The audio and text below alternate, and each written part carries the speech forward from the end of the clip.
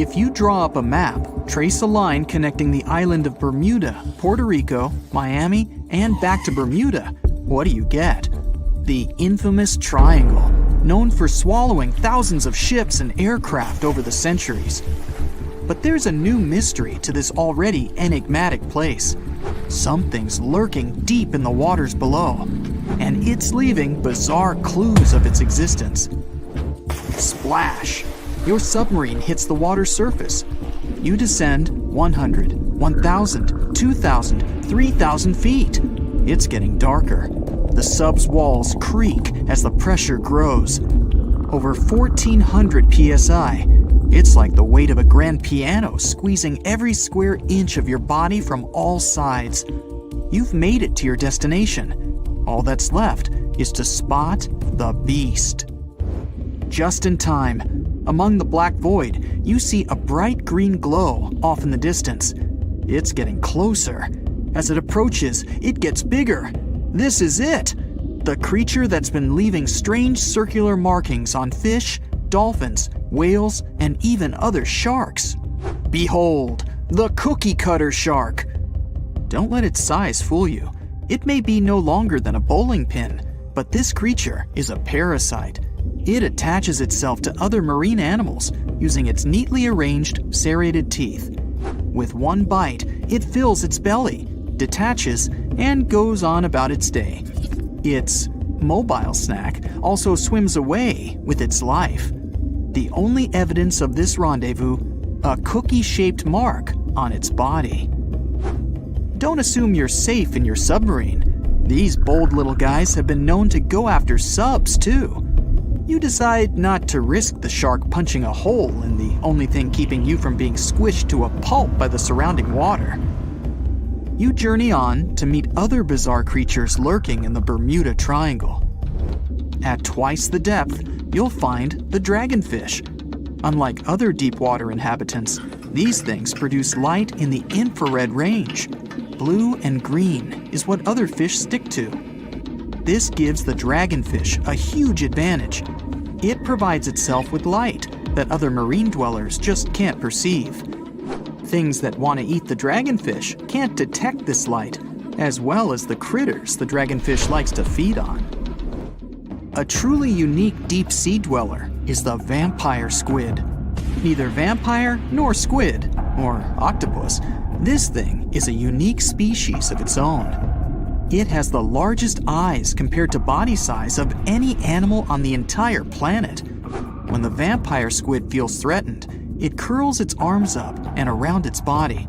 Essentially, the thing turns itself inside out. Another animal to avoid down here is the terrifying bobbit worm. It buries itself in the sea floor, leaving a small part of its body out. It waits for dinner time with its pincer-like mouth parts open. What's on the menu? Other worms and fish that can be 7 times bigger than the bobbit. It uses its 5 antennas to sense when lunch is close enough to snap. In an instant, the worm launches forward and grabs its lunch with its mouth parts. It's not done yet. Once it's got its jaws locked onto its lunch, the worm injects it with venom and pulls it down into the burrow to feast. One of the deepest trenches in the Bermuda Triangle is the tongue of the ocean. This is also the secret breeding grounds of tiger sharks. You'll instantly recognize them thanks to those darker gray tiger stripes on their sides. They're the second largest predatory shark species after the great white. And with a big size comes a big appetite. Marine mammals, smaller sharks, stingrays, and green turtles are all on the menu. If you ever come face to face with a tiger shark, hopefully not, remember this: you can tell the fish's age by looking at its stripes. They fade over time, so the younger the shark, the more pronounced its stripes. There's plenty of zooplankton in the Bermuda Triangle. These are, usually, small organisms that are essential to the ocean's food chain.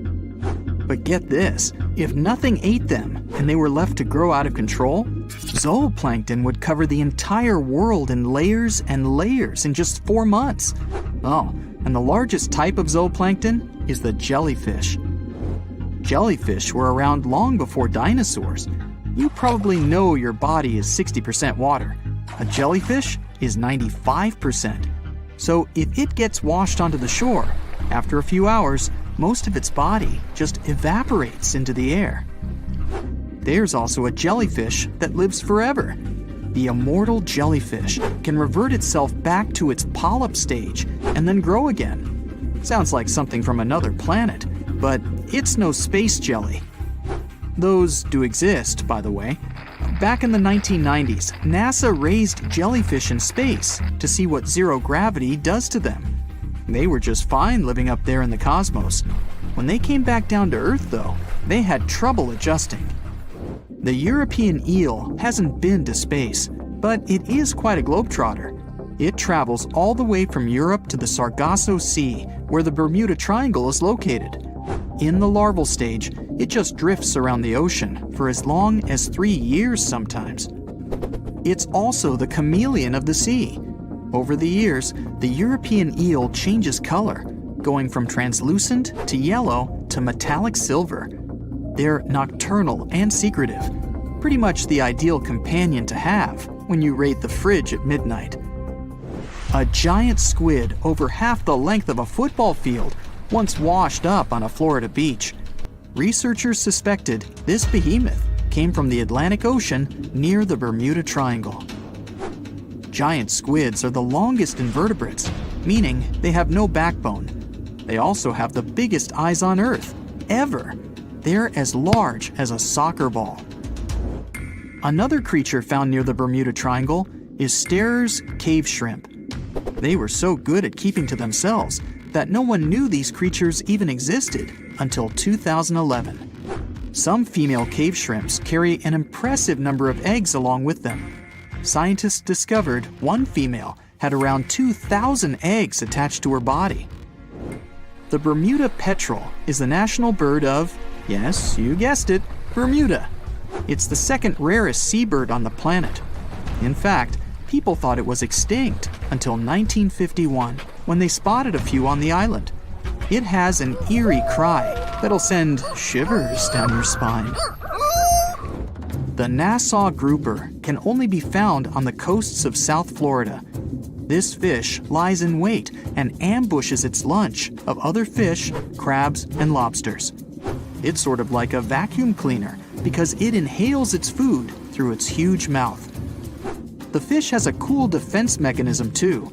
Like the chameleon, it changes color when it feels it's in danger. Sometimes it takes on a lighter or darker shade of its own color to blend in with the environment. So, you may spot a Nassau grouper, or you may not. If you happen to visit the Bermuda Triangle, you'll probably see a hammerhead shark. They use that iconic hammer-shaped head to pin their lunch, stingrays, onto the ocean floor. The shape of their head also gives them better vision. They can see almost 360 degrees all around, above and below them. Well, save for one blind spot right in front of their nose. The hawksbill sea turtle may not look intimidating, but this guy will eat anything it can get its bird-like beak around.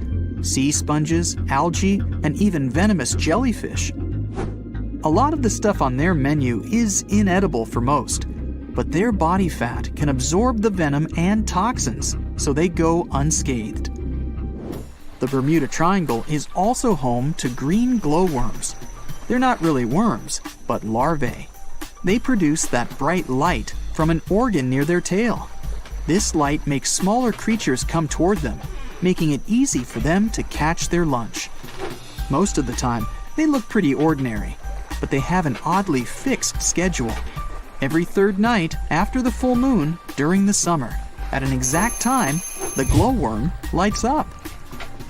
But back to more nightmarish creatures of the Bermuda Triangle. There's the goblin shark, known as a living fossil because it's the only one left of its animal family. It's only about the length of your forearm and looks like nothing special. But watch closely as its lunch gets too close.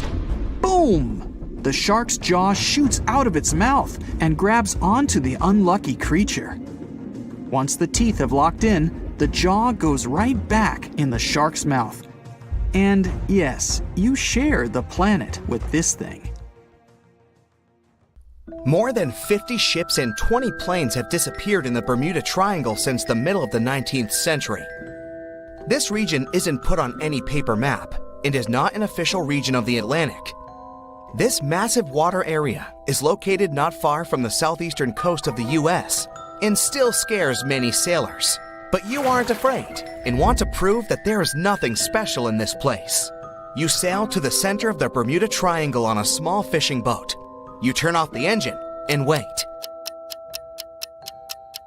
Several hours pass. The sun goes below the horizon. Night comes. You're about to return to the shore, but suddenly, it becomes too quiet. Then, you hear a splash of water. You look overboard and see hundreds of fish swimming to the surface. Something big scared them away. Something that comes straight from the depths. The next second, you notice big sparkling eyes and long tentacles reaching for the boat. It seems that one of the most terrible myths about the Bermuda Triangle turned out to be true. A huge squid dragging ships to the bottom.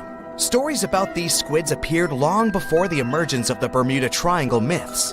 For centuries, sailors from Norway and Greenland told stories about a scary sea monster, the Kraken.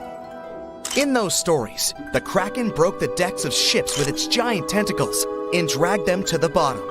The approach of this creature is impossible to see since it's coming to you not from the side, but from below. But all these were just stories.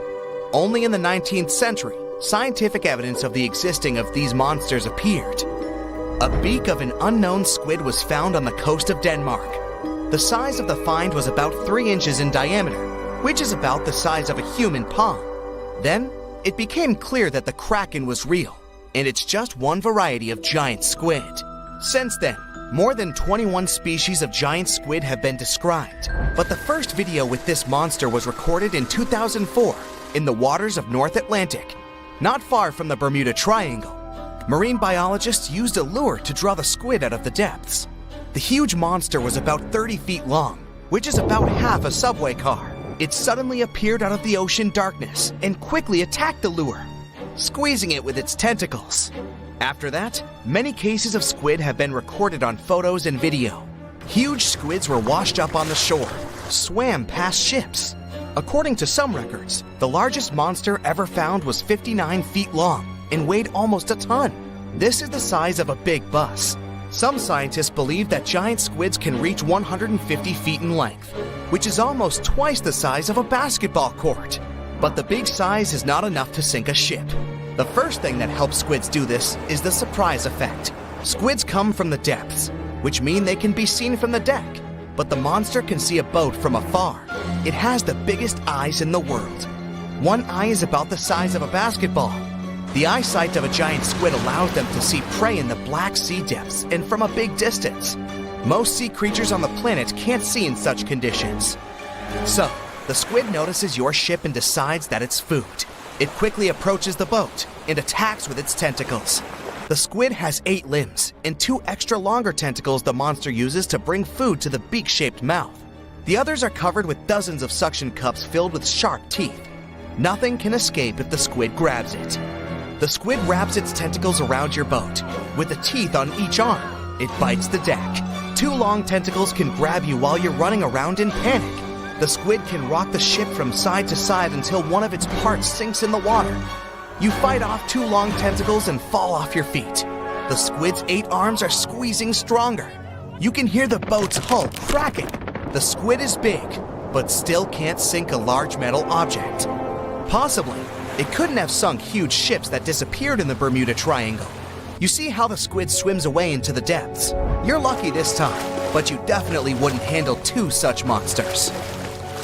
The existence of giant squids was proven more than 150 years ago, but people still don't know anything about them.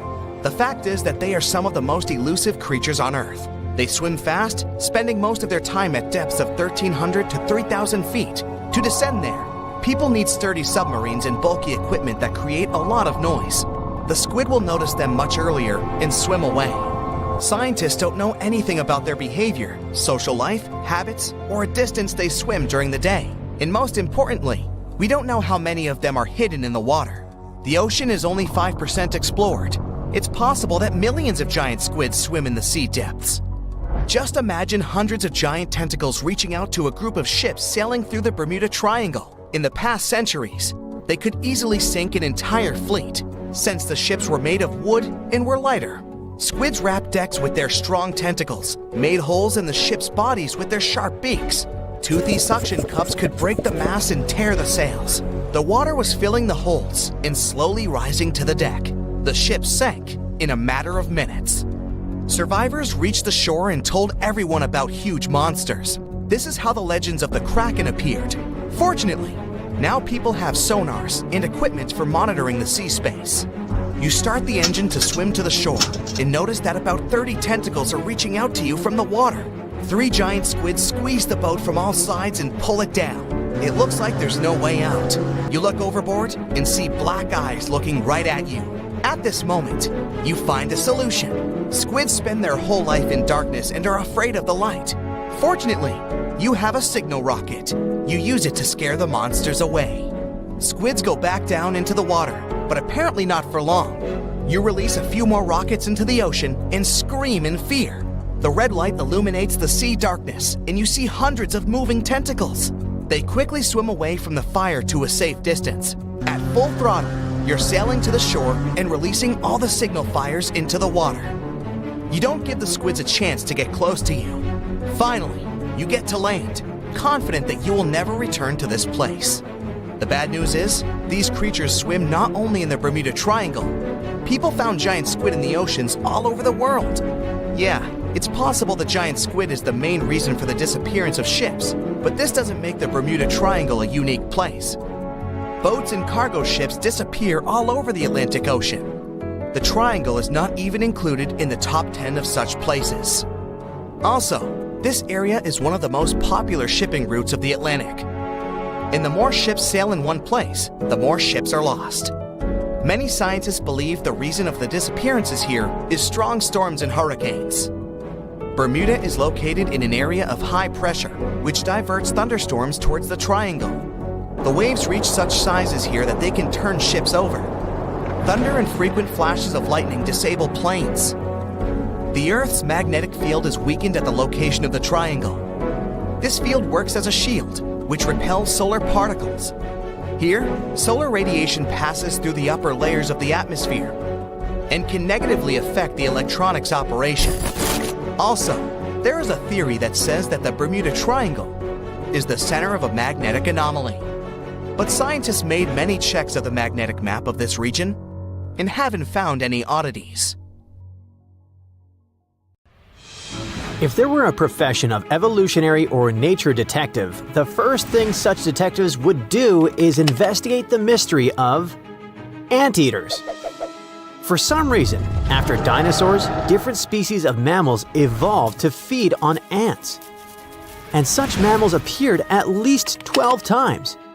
While investigating these mysteries, you will learn about new properties of evolution that will also understand what anteaters, pets, and crabs have in common.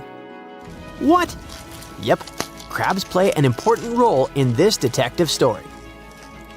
So, scientists have recently conducted a large-scale study and found out that over the past 66 million years, different mammals have chosen a lifestyle where they only eat ants. At least 12 separate evolutionary lineages of mammals have adapted to this diet. From the point of view of evolution, there is a logic here. Ants are very nutritious. Most species of ants are harmless and non-venomous. They don't harm anyone and are constantly multiplying.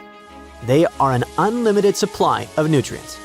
By the way, according to research, the total number of ants is about 20 quadrillion. 1 quadrillion is 1 million billion. Can you imagine that? And the total biomass of these ants is 12 megatons. 1 megaton contains 1 million tons. If you weigh all the wild animals and birds on Earth, their combined weight will be less than the total mass of ants. This weight is 20% of the biomass of all humankind. But that wasn't always like that.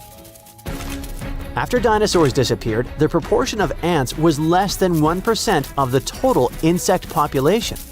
But their numbers increased sharply to about 23 million years ago at the beginning of the period known as the Miocene. More and more animals include ants in their diet. Science calls feeding exclusively on ants obligate myrmecophagy. In addition to their nutritional properties and almost unlimited numbers, ants are easy to get. It's enough to have certain body features like elongated skulls and tongues. And evolution gives mammals these features. Their teeth often get reduced. That is, they decrease in number and size. They often have strong claws and strong forelimbs, which allow them to dig insect nests. Also, some animals united by their love for ants have lower body temperature and slow metabolism. And what's so special about ants? It's a food rich in protein and fat. They're small, but there are a lot of them, and animals probably feel sated after such a dinner. So, eating ants is like a cheat code for survival in the natural world, which few species know about yet. To discover this phenomenon, scientists conducted a review of more than 600 scientific sources and compiled a database on the eating habits of almost 5,000 species of mammals. Then, they divided these species into 5 categories depending on their diet. Here they are: obligate myrmecophages, carnivores, insectivores, herbivores, and omnivores. After that, biologists placed these categories on the family tree of animals to trace how their eating habits were formed over tens of millions of years. It sounds like a lot of painstaking work. It's worth paying respect to the scientists who are so eager to study our planet. So they noticed that myrmecophagy appeared on the entire tree at least 12 times. It included some animals such as echidnas, pangolins, aardvarks, anteaters, and numbats. And all these animals were in 3 different groups of mammals: eutherians, marsupials, and monotremes. Among those belonging to the first group, there are wolves. Kangaroos belong to the second group, and platypuses go to the third group. And some animals from these groups began to eat ants. And you know what this strange thing is called? Convergence. Convergent evolution is when completely different animal species have common physiological traits that help them solve similar problems and adapt to similar conditions. The opposite process is called divergence. This is when 2 creatures that share a common ancestor become less and less alike over time. For example, a white bear and a gray bear. Their habitats are different, so they've got different features. The white bear became carnivorous. The brown bear is an omnivore. Their sizes and coat colors are different. In addition, the white bear has unique paws that allow it to move on the ice. Convergent evolution is when a bat, a butterfly, and a bird have different ancestors, but in the process of evolution, they all developed wings. The most important thing is that some of you can watch convergent evolution right now at home. Look at pugs and Persian cats. Do you see any similarities? 2 different animals, a cat and a dog. But why did they suddenly become so similar? Flattened skull shape, slightly similar eyes. They got the same features under similar living conditions. And these conditions are our homes and apartments, and our selfish desire to make animals cute. The appearance of pugs and Persian cats is a result of selective breeding made by humans. That's why it's called artificial convergence. Unfortunately, this leads to big health problems in these poor pets.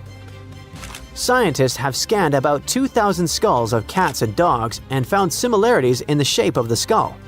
So, who knows? Maybe in a couple of million years or earlier, we won't distinguish a domestic cat from a dog at all. Another striking example of convergent evolution is crabs. Yes, for many evolutionary biologists, they're some of the most amazing and complicated creatures on Earth. But what's so complicated about them? They confuse scientists. It seems to you that all crabs are the same, but they represent different groups. That is, some crabs are real crabs, and some crabs are not crabs. Okay, this is a little confusing.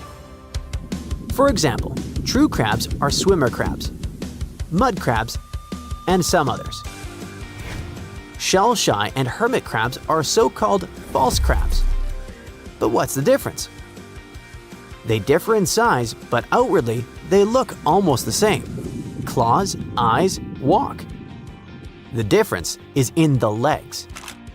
True crabs have 4 pairs of long legs, while false crabs have 3 pairs and 1 small pair at the back. Yes, they have a flat, hard shell and bent tails, but their common ancestor didn't have these features. Moreover, over the past 250 million years, evolution has changed the structure and appearance of crabs several times.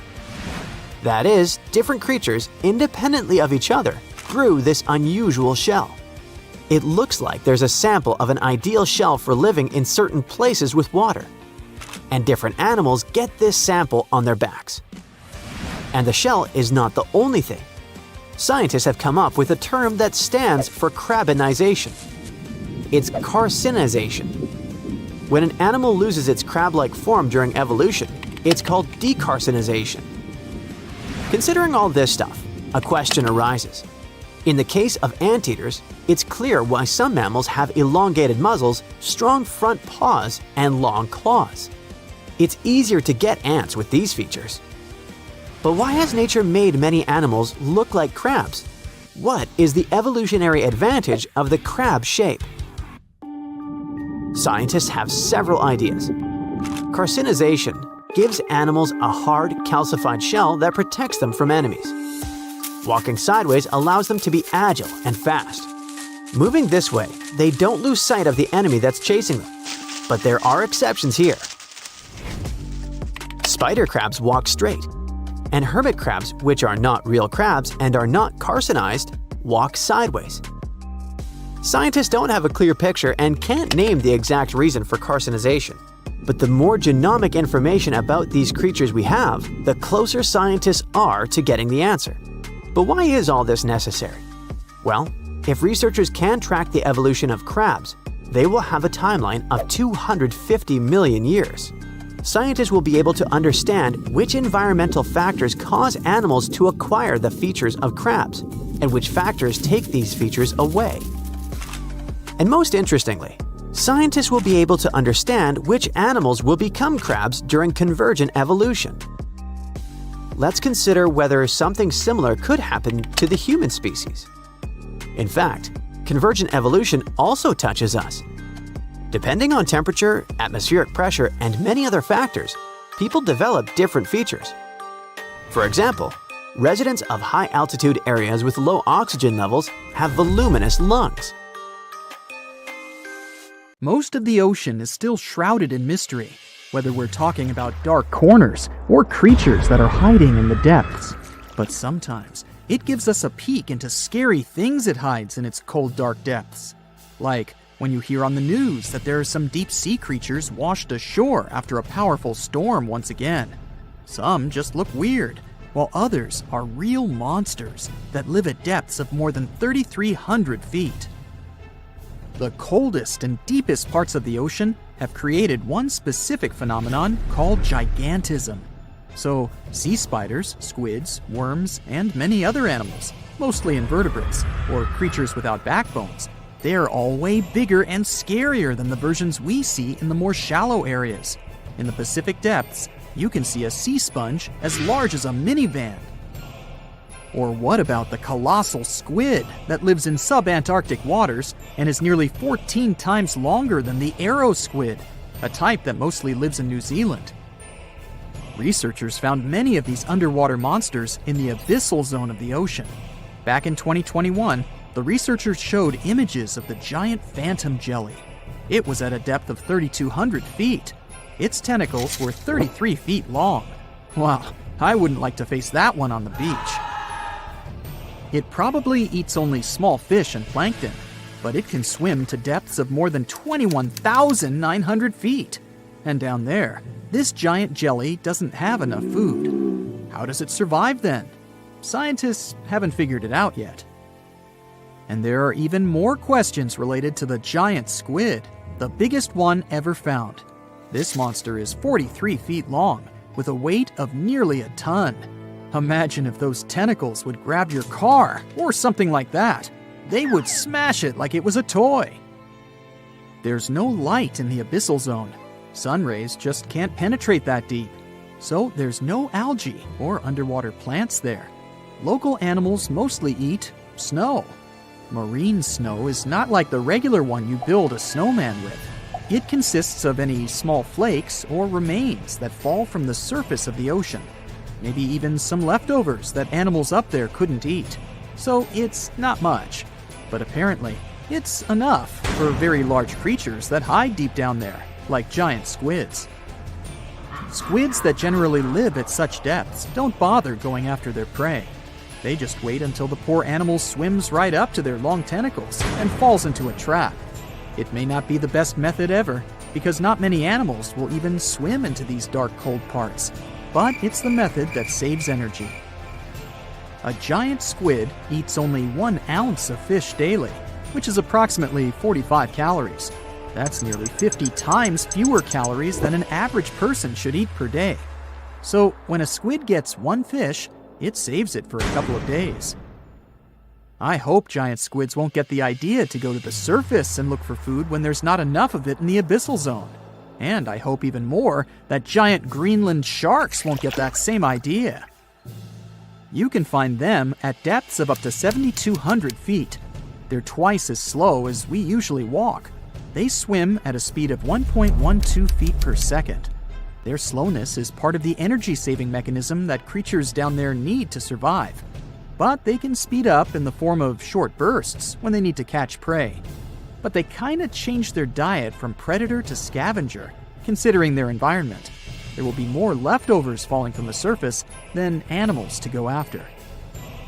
Greenland sharks grow just 0.4 inches per year, and they're mostly 20 feet long, which means they live for a very long time, sometimes up to 400 years.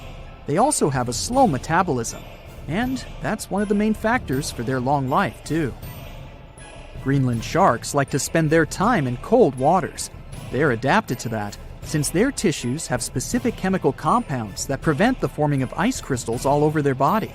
That means they have some sort of natural antifreeze. So what makes them so big? Scientists are still not sure, but some theories try to explain it. There's this thing called Kleiber's rule that says bigger animals tend to be more efficient. Just take a small fish and compare it to a whale with a mass hundreds of times bigger. The whale has a greater metabolism. It conserves energy more efficiently and loses less of it to the surroundings through heat. Moving on, bigger animals can ingest bigger prey. They're more likely to go through tough issues in their environment or defend themselves from predators going after them. Also, the body gets bigger when temperatures are lower. The Greenland shark is a perfect example. So are giant sea spiders. Sea spiders are generally common, and you find some very small ones at 0.04 inches. But in deeper parts of the Antarctic, they become 3-foot-long giants. They grow so big because the cold water has more oxygen. That way, more of it diffuses into the animal's body, and that allows it to grow bigger. Yeah, both as a creature and a nightmare. And how about this giant tube worm? Researchers found it accidentally while they were exploring the mysteries of the Pacific Ocean floor. They stumbled upon unusual hydrothermal vents. Volcanic heat is a thing that gets them going. As water seeps down through faults or cracks in the rock, these vents change their direction. When the water gets out of the vent, it's rich in different minerals and chemicals. Most animals wouldn't survive being around this toxic soup of chemicals, but not these tube worms.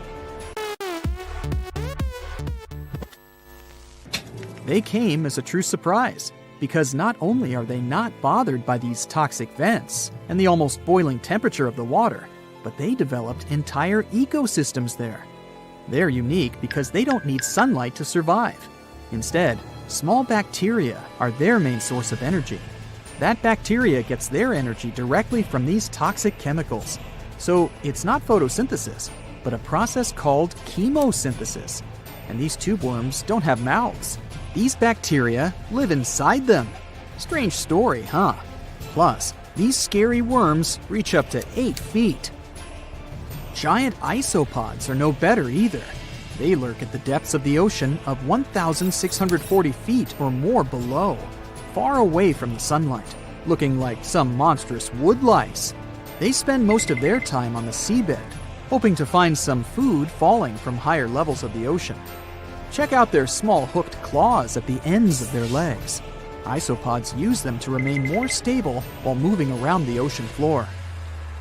Since there's no light, they have long antennae that help them feel their way around. These sensory antennas are about half the length of their body. Giant isopods have pretty big eyes compared to their body size, too. They can grow over 12 inches from head to tail. And these fellas are really patient. Remember how we said animals down there rarely get food? Sometimes they need to wait for years to get a proper meal. That's why their metabolism is amazingly slow. 5 years later. They can go for 5 years without eating anything.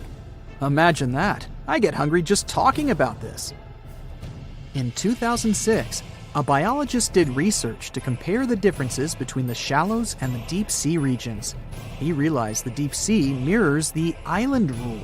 First, isolated parts of land develop biodiversity you won't find anywhere else. Second, small-bodied life there grows much bigger when it's isolated, compared to life on large land masses. Resources are limited, but also competition and predators. And we don't know much about these deep-sea creatures. It's too expensive and too complicated to carry out such research, so we'll just wait for more raging storms to show us at least part of the monstrous world cold ocean depths hide. So, a mysterious discovery was made deep in the Red Sea, the so-called death pools. Woo, that's scary. In 2020, researchers embarked on a dive into the Red Sea. The mission spot was in the Gulf of Aqaba, between Saudi Arabia and Egypt. Near the end of their expedition, as they ventured deeper into the darkening waters, they noticed some strange seaweed floating above the seafloor. They decided to use a remotely operated vehicle and investigate it. Suddenly, they discovered these strange, motionless lakes of water within the sea. These are called brine pools. They're basically pockets of salty water deep on the ocean floor. And when I say salty, I mean it. Sometimes they're up to 8 times saltier than the ocean water itself. Mysteriously, they don't mix well with the surroundings. They formed millions of years ago, sometime during the Miocene epoch, back when weird creatures roamed the earth, like me, and deeply buried mineral deposits dissolved into the water. The largest pool spans about 170,000 square feet. Meanwhile, 3 smaller ones are under 107 square feet each. At first, this discovery didn't seem that scary. But here's why they're so horrifying. Not only are they disgustingly salty, they also lack oxygen. Now hold on a sec, isn't that normal for something that's underwater? Well, it turns out the Earth's waters are full of oxygen, and at least half of this element on our planet comes from the oceans. Just like plants on land, marine plants, such as phytoplankton, seaweed, and algae, munch on sunlight and produce oxygen through photosynthesis. They release lots of it into the surroundings. Marine life then eats half of it, so only about a quarter of the oxygen that we breathe actually comes from the oceans. Just like us, sea creatures need this element to survive. Without it, they can't breathe and support their metabolism to live. That's why these pools are super dangerous for most of them. It's like a puddle of thick syrup for bugs. When they get in, the poor things immediately suffocate and pass away. Which is why the pools are surrounded by a graveyard of marine animals. But let's see how these things can exist in the first place. Have you ever tried making ice cubes from salty water? Spoiler, it's pretty hard. When you add salt, the water gets harder than usual to freeze, a phenomenon that has a funny name, freezing point depression. Oh, that's because salt interferes with the hydrogen bonds between water molecules. As it finally freezes, stuff like particles, dirt, or dissolved salts get pushed out to the sides. As a result, the salt's kind of squeezed out of the ice crystals and gets trapped near the edges in small bubbles or pockets. Something similar happens in the ocean when seawater starts freezing under super cold polar caps. The salt doesn't freeze with the water. Instead, it gets pushed out, forming a super salty cold liquid, the brine. And then it sinks down to the ocean floor. On a large scale, all this process also helps currents to form. Despite being so dangerous, the pools are still full of microbial life because microbes couldn't care less, they'll survive anywhere. There are literally thick mats of them in the brines. There are also some salt-loving creatures, like shrimps and eels, hovering around the pool's edges. They're being super creepy, waiting to catch unsuspecting prey that ventures too close to the toxic death pool. Ew. Well, it sounds icky, I know. But this discovery gives us some fascinating insights into how life might have originated on Earth. We already know from the evolution theory that we came from the ocean, but now scientists think that life might have begun in the deep sea in some super dark, oxygen-free places. These brine pools are like time capsules. They're one of the closest things we found to the early Earth. They can tell us the planet's history of earthquakes, floods, tsunamis, and more. For example, they have some traces of rainfall that happened over 1,000 years ago. And they can also help us search for life on other water-rich planets. For example, Mars most likely used to have huge oceans on it. Now, NASA scientists want to send a special instrument called HABIT for a special red planet mission to study things similar to our brine pools. This will tell us more about how life appears and survives in the universe. There is lots of unexplored fascinating stuff like this in the Red Sea. That's why scientists conducted the so-called Decade Expedition and spent around 5 months exploring the place. This expedition was launched by the National Center for Wildlife. They made so many remarkable discoveries that now we've got 77 new research papers. For example, they found over 10 blue holes, incredible underwater sinkholes that host unique ecosystems. They also learned that dolphins can use those blue holes to protect their young from predators. Scientists also found traces of great white sharks, a creepy community of deep-sea lanternfish living in low oxygen conditions, and even a new coral species. It's the most resilient deep-sea corals that also vibe just fine without oxygen, like microbes we mentioned. Speaking of which, research also showed us some new ancient thermal vents and large blobs of microbial formations near Farasand Island. Now, can you believe that with all that, we only explored 5% of the ocean? It's divided into several layers based on depth. Each layer becomes darker and more isolated from sunlight as we go deeper. The places that no sunlight can reach are terrifying. Now, the fun, cute layer with dolphins and turtles is called the epipelagic or sunlight zone. It's so tiny, but even this layer is about 650 feet deep. Then we have the mesopelagic or twilight zone. It's the layer of mysterious octopus, shark, and other loners, which extend to about 3,000 feet down. And then the horrors begin after this one. We encounter the bathypelagic or midnight zone. It extends to 13,000 feet below the surface, about a half of Everest above you. Here we have the famous poor blobfish, squids, and anglerfish. Below it is the abyssal zone. It extends to about 20,000 feet deep.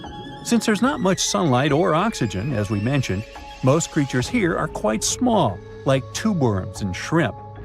The darkness continues until we arrive at the scariest place of the planet, the place full of trenches formed by tectonic plate movements, the Hadal Zone. It's named after Hades, the deity of the underworld in Greek mythology.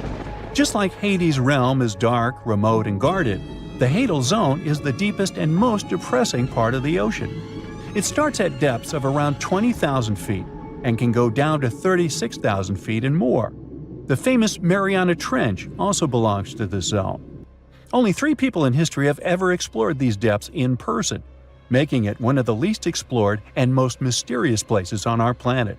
However, despite crazy high pressure, near freezing temperatures, and complete darkness, there are still things who manage to survive here. Guys like amphipods, which are critters who feed on dead material sinking from above, and the Hadal snailfish, which lives as deep as 27,000 feet. So scientists used to assume that if there's no sunlight, there wouldn't be that much oxygen around. But one day, a research team decided to measure the levels of oxygen in one of those deep zones. Surprisingly, the levels were super high. They checked the equipment thinking that it was malfunctioning, but nope, all the sensors showed the same thing. Turns out the oxygen was somehow generated by rocks. These small potato-sized rocks on the seafloor are called polymetallic nodules. They're rich in metals like copper, nickel, and cobalt, and they're basically like small batteries. When you put a battery in salt water, it can produce bubbles of gas, a process called electrolysis. In the same way, these rocks create tiny electric currents, which are powerful enough to produce the same gases, splitting water molecules into hydrogen and oxygen. It's the first time we saw oxygen being produced by some non-living minerals. This is what scientists now call dark oxygen. It turned out that about half of large marine species, or megafauna, were living just on dark oxygen alone. All these discoveries are reshaping our understanding of where and how life could evolve. It means that we might be able to find life on other planets or satellites with low oxygen conditions, like Enceladus and Europa, the moons of Jupiter and Saturn, and they have large bodies of frozen water on them. Wow! Okay, let's face it, we humans are pretty ordinary. I mean, we're no superheroes with superpowers, right? What, you didn't get the memo? But the animal world has a bunch of superheroes. Some creatures live forever, and those who seem to not care about the laws of gravity. Critters that are immune to venom, and those that can run on water. And some of them will send shivers down your spine. So the first superpower on the list is the ability to live without water. Kangaroo rats can get by without water for years. They actually don't mind living without any water. Humans, on the other hand, can only survive 3 days without water. Humans 0, kangaroo rats 1. These little buddies live in extremely arid desert areas and have to get water from the seeds and plants they eat. And although it may sound a bit disturbing, kangaroo rats also know how to extract water from their urine before they set off on a bathroom trip. This way, they don't waste a single drop of precious moisture. Well, that would come in handy at sporting events. Now let me introduce you to the Peter Parker of the animal world. Yep, seems like Spider-Man is real, but not human. Meet a gecko lizard, or simply gecko. This critter has a marvelous ability to climb up all kinds of vertical surfaces and can even go for a walk on the ceiling. This gravity-defying feat is possible thanks to the lizard's unique foot pads covered with tiny hairs. They can cling to almost any kind of surface, no matter whether it's smooth, hard, rough, or soft. One more fun fact about these guys is that they lack eyelids, so they always keep an eye wide open for what's going on around them. If you wonder how they keep their eyes protected, here's the answer. Their eyes are covered with a transparent membrane, the cornea. Sure thing, they can't close their eyes, and if they have something in their eye, they simply lick it off. Right, they clean their eyeballs by licking them. I guess that's another superpower. Any supersonic superpowers here? Sure. A 1-inch long subtropical shrimp disorients its prey with a sonic boom. Despite its modest size, the pistol shrimp is one of the loudest marine animals. When the shrimp snaps its claws, it creates a sound as loud as a sonic boom. Naturally, this sound stuns the prey, and the shrimp can catch it without too much effort. Now, in the comic world, there's venom. In the animal world, there's a guy that can be called anti-venom. Opossums are known for their handy trick of pretending to have passed away when a predator attacks them. But that's not the end of the story. These guys are also immune to rattlesnake and pit viper venom. The secret is a peptide that helps opossums neutralize dangerous chemicals. This is the reason why snakes are a favorite treat on opossums' diet. There's one curious thing they have on their diet: ticks. One opossum can hoover up about 5,000 ticks per season, and most of them are picked off their own bodies. Now, imagine a fish that is so notorious that it's called a dangerous fish. It's mabenga, and it literally translates to dangerous fish in Swahili. This monster lives in freshwater and doesn't mind having a crocodile for lunch. Not a whole crocodile, but mabenga can take a bite out of them. But to be honest, these guys are intimidated by the crocodiles, the same way the crocs are intimidated by them. Now, you're watching this video on some gadget, right? Well, we all owe the gadgets we have to the electric eels in some way. I mean, all gadgets have batteries, and eels contributed a lot to the invention of an electric battery back in 1800. I know, the batteries have unrecognizably changed since then, but still, The first electric battery ever was invented thanks to electric eels. Anyway, if you see one of them and want to thank them for their magnificent invention, don't do that. Thing is, they can deliver shocks up to 860 volts. You don't want to experience that. Now let's talk about the Count Dracula of the animal kingdom. Nope, I'm not talking about bats. I'm talking about the fanged vampire fish. These fish are known as payara and have two long fangs protruding from their lower jaw. Here's why some people associate them with vampires. Hippos are the beauty gurus, since they know how to save a fortune on skincare. Living under the harsh African sun, these animals secrete a sweat-like red oily substance that evaporates and keeps the animals' bodies cool. Besides, the fluid works as a moisturizer, sunscreen, and antibiotic all in one. But they're not the only ones with such a superpower. Mantis shrimp know how to produce natural sunscreen too, but they use it for eye protection. It's all about amino acid pigments, and these pigments act as special filters that contribute to their sharp vision too. That's what I call multitasking. Meerkats have dark patches around their eyes which makes them look even cuter. But these black circles aren't there just to make these buddies more adorable. They also function as built-in sunglasses. The dark fur on the patches blocks the blazing sun, and as a result, meerkats can gaze directly at the sky. On top of that, the sentry, a meerkat that watches out for birds and other predators, can easily see danger coming and alert its mates. Wild goats are famous for their climbing skills, but the alpine ibex from northern Italy is the champion. This critter can climb nearly any vertical surface, defying several physical laws in the process. Interestingly, the animals that do walk on the steepest cliff walls are typically mother goats with their little ones. Large males prefer to keep their distance and use flat horizontal surfaces. Smart guys. Some animals protect themselves with venom or nasty bites, while others use chemical tricks for protection. Listen to this. Some species of millipedes produce hydrogen cyanide and exude it when they feel threatened. Hydrogen cyanide is odorless but highly toxic. One little millipede can't seriously hurt you, but you may have burns or even blisters if your skin is sensitive. Plus, to make the picture even scarier, some millipedes glow in the dark. So watch out, and if you see a crawling spot of light at night, run away as fast as you can. When the bombardier beetle feels threatened, it sprays scorching liquid from the tip of its abdomen with a loud popping sound. As soon as the beetle senses danger, a chemical reaction starts in special reservoirs in its abdomen.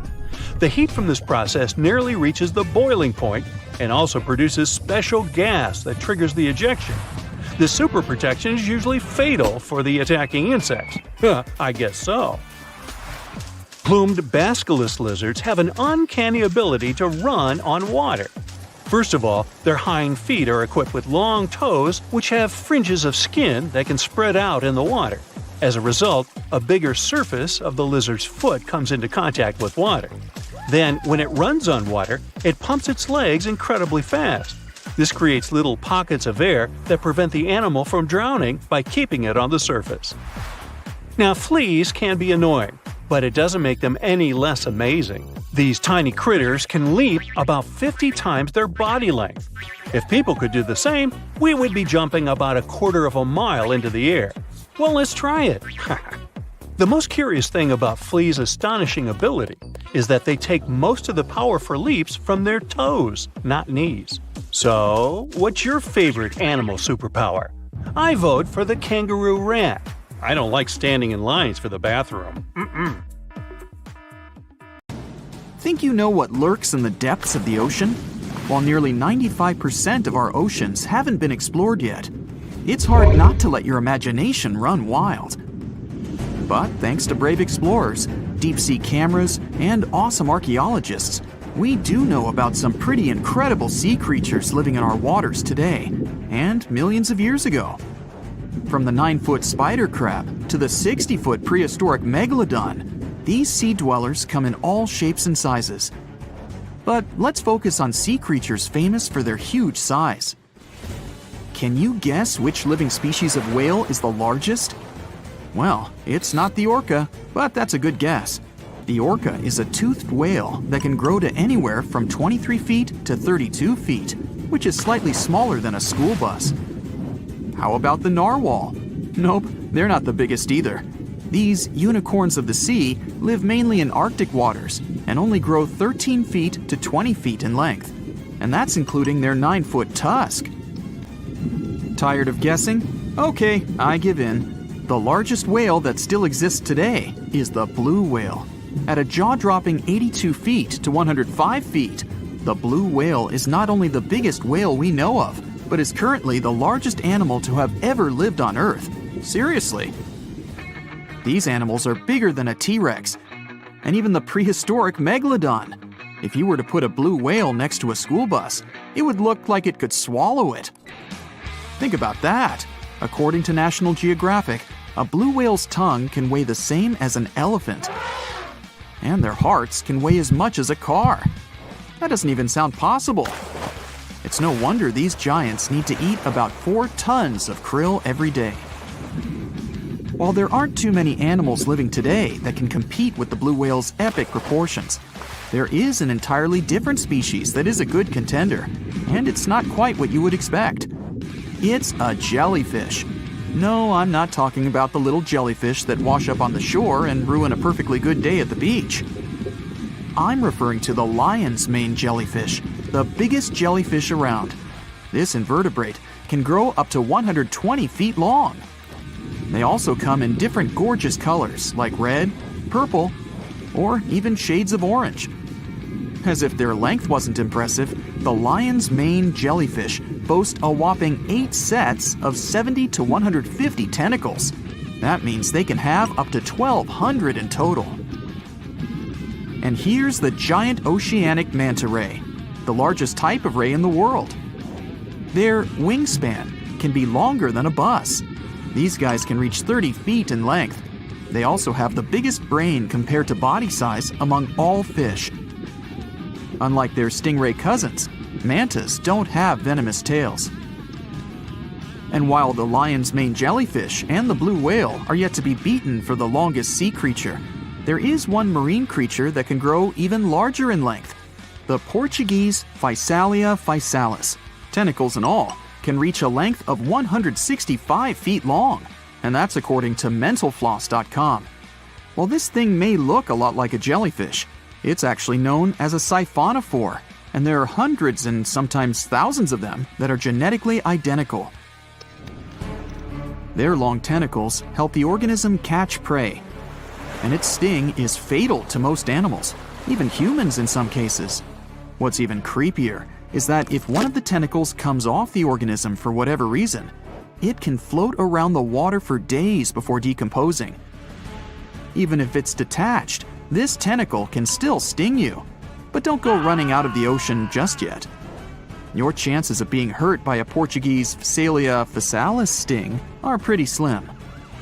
However, if you do get stung, the side effects aren't pretty, with welts, stomach cramps, an elevated heart rate, and an upset stomach. While you don't want to go anywhere near these long creatures, they sure are pretty to look at. Check out all those colors. The Shastasaurus is the biggest marine reptile that has ever existed. These predators lived during the late Triassic period, about 210 million years ago. These amazing giants could reach lengths of up to 69 feet and weighed more than 75 tons.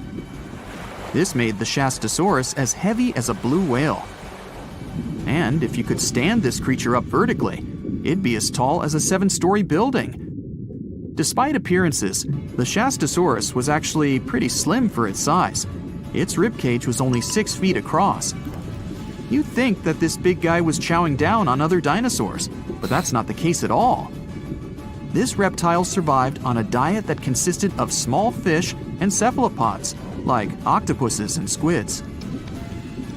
The Albertonectes is a bright representative of the plesiosaur family, meaning that this marine reptile had a small head on an incredibly long neck and large flipper-like limbs that helped it move through the water. These creatures occupied the seas around North America 76 to 70 million years ago. The length of this sea monster could reach 38 feet, with its neck taking up 23 feet of that length. Its neck was a true record breaker. It had a whopping 76 bones in it. No other animal known to humankind has had so many vertebrae in its neck. Scientists aren't sure why they needed such a lengthy neck. They might have used it to collect shellfish off the seabed, or perhaps it helped them capture their main prey, fish and squids. This aquatic reptile also had gastroliths in its stomachs. Some of them were as big as 5.5 inches in diameter. The Tylosaurus belonged to the mosasaur family. It dominated the shallow seas of North America about 85 to 80 million years ago. This was an enormous predator, with the biggest representatives reaching 45 feet in length. It had a narrow hydrodynamic body with a blunt, powerful head that the animal used to ram and stun its prey. Its body was equipped with agile flippers and a long tail decorated with a maneuverable fin. The Tylosaurus was a carnivore, and its diet included not only fish, turtles, and small sharks, but also other mosasaurs, plesiosaurs, and flightless birds. Meet Ophthalmosaurus. This prehistoric reptile thrived during the late Jurassic period and lived in oceans all over the world. Ophthalmosaurus weighed somewhere around 6,000 pounds and grew to approximately 16 feet long, according to newdinosaurs.com. That's about the same length as the beluga whale that exists today. It's too bad these guys went extinct before we had a chance to see them ourselves, as their cartoonish wide eyes and dolphin-like features are pretty darn cute. Of course, the Ophthalmosaurus evolved over time to become ophthalmologists, or eye doctors that we know today. No, that's just a lie. Just testing you. The Mosasaurus is a truly gigantic predator that dominated the seas all over the world about 66 million years ago. According to fossil evidence, some specimens could be more than 50 feet in length. This fact makes the Mosasaurus the biggest marine carnivore of its time.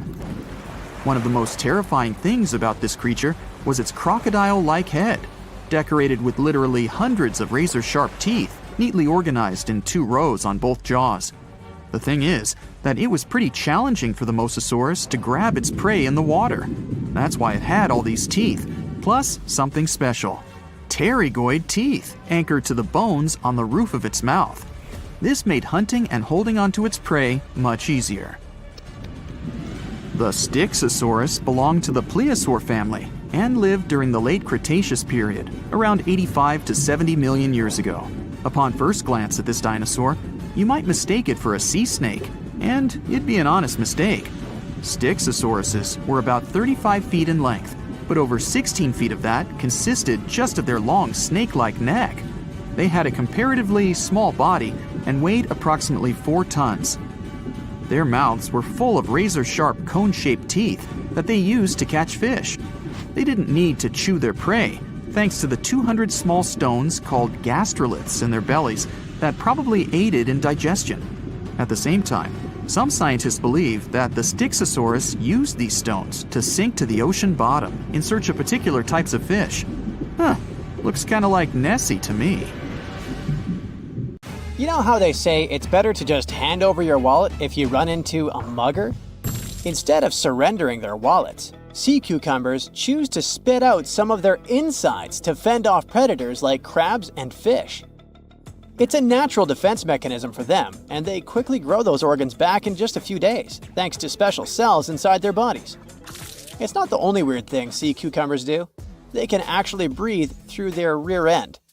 They have this thing called a respiratory tree that connects to their backside and sits right next to their intestines. So when they suck in water from their behind, it goes into that respiratory tree, letting them absorb oxygen directly into their fluids.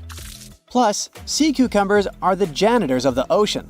They munch on whatever gets stuck in the sand on the ocean floor. Once they've eaten, they manage to clean out the sand, leaving it nice and tidy after they do their business. As for the clean sand, the stunning white sand beaches in Hawaii are actually a product of parrotfish number 2. These fish munch on algae from rocks and dead corals, and while they're chomping away, they also grind up the leftover bits of coral in their bellies. When they're done, they move their bowels, and voila! It all comes out as beautiful sand. Not only do they play a vital role in keeping the coral reef ecosystem healthy, but they can churn out hundreds of pounds of this white sand every year. Marine animals are seriously impressive when it comes to holding their breath. Just look at sperm whales and elephant seals. They can stay underwater for a mind-blowing 2 hours. Then there's a Cuvier's beaked whale, which holds the crazy record at almost 4 hours underwater. When you compare that to the human record of 24 minutes and 37 seconds held by pro diver Budimir Shobat, it seems pretty insignificant. But what's the marine animal's secret that helps them excel humans this much? Unlike us, these sea creatures have a ton of hemoglobin and myoglobin in their blood and muscles, allowing them to store way more oxygen. When their oxygen runs low, myoglobin steps up and releases even more. Plus, they can tolerate higher levels of CO2, so they don't feel the need to breathe as quickly. There's even a study that found their myoglobin molecules have a unique charge that keeps them from sticking together, which boosts oxygen storage. And on top of all that, they can slow down their heart rate and restrict blood flow to hang out underwater even longer. Rumor has it that about 540 million years ago, a meteor loaded with frozen octopus eggs smashed into Earth. Sounds like a delirium, but some scientists are entertaining a very questionable idea that octopuses and their cephalopod buddies, like squids and cuttlefish, might actually have some extraterrestrial origins. The thing is, cephalopods have extraordinary DNA that doesn't look like any other DNA on our planet. They've got around 33,000 protein-coding genes in their genome, which is way more than what we humans have. A recent study suggests that their evolutionary story shows some odd traits that might hint at a connection to space, like they could be from some super far-off past, or even the future.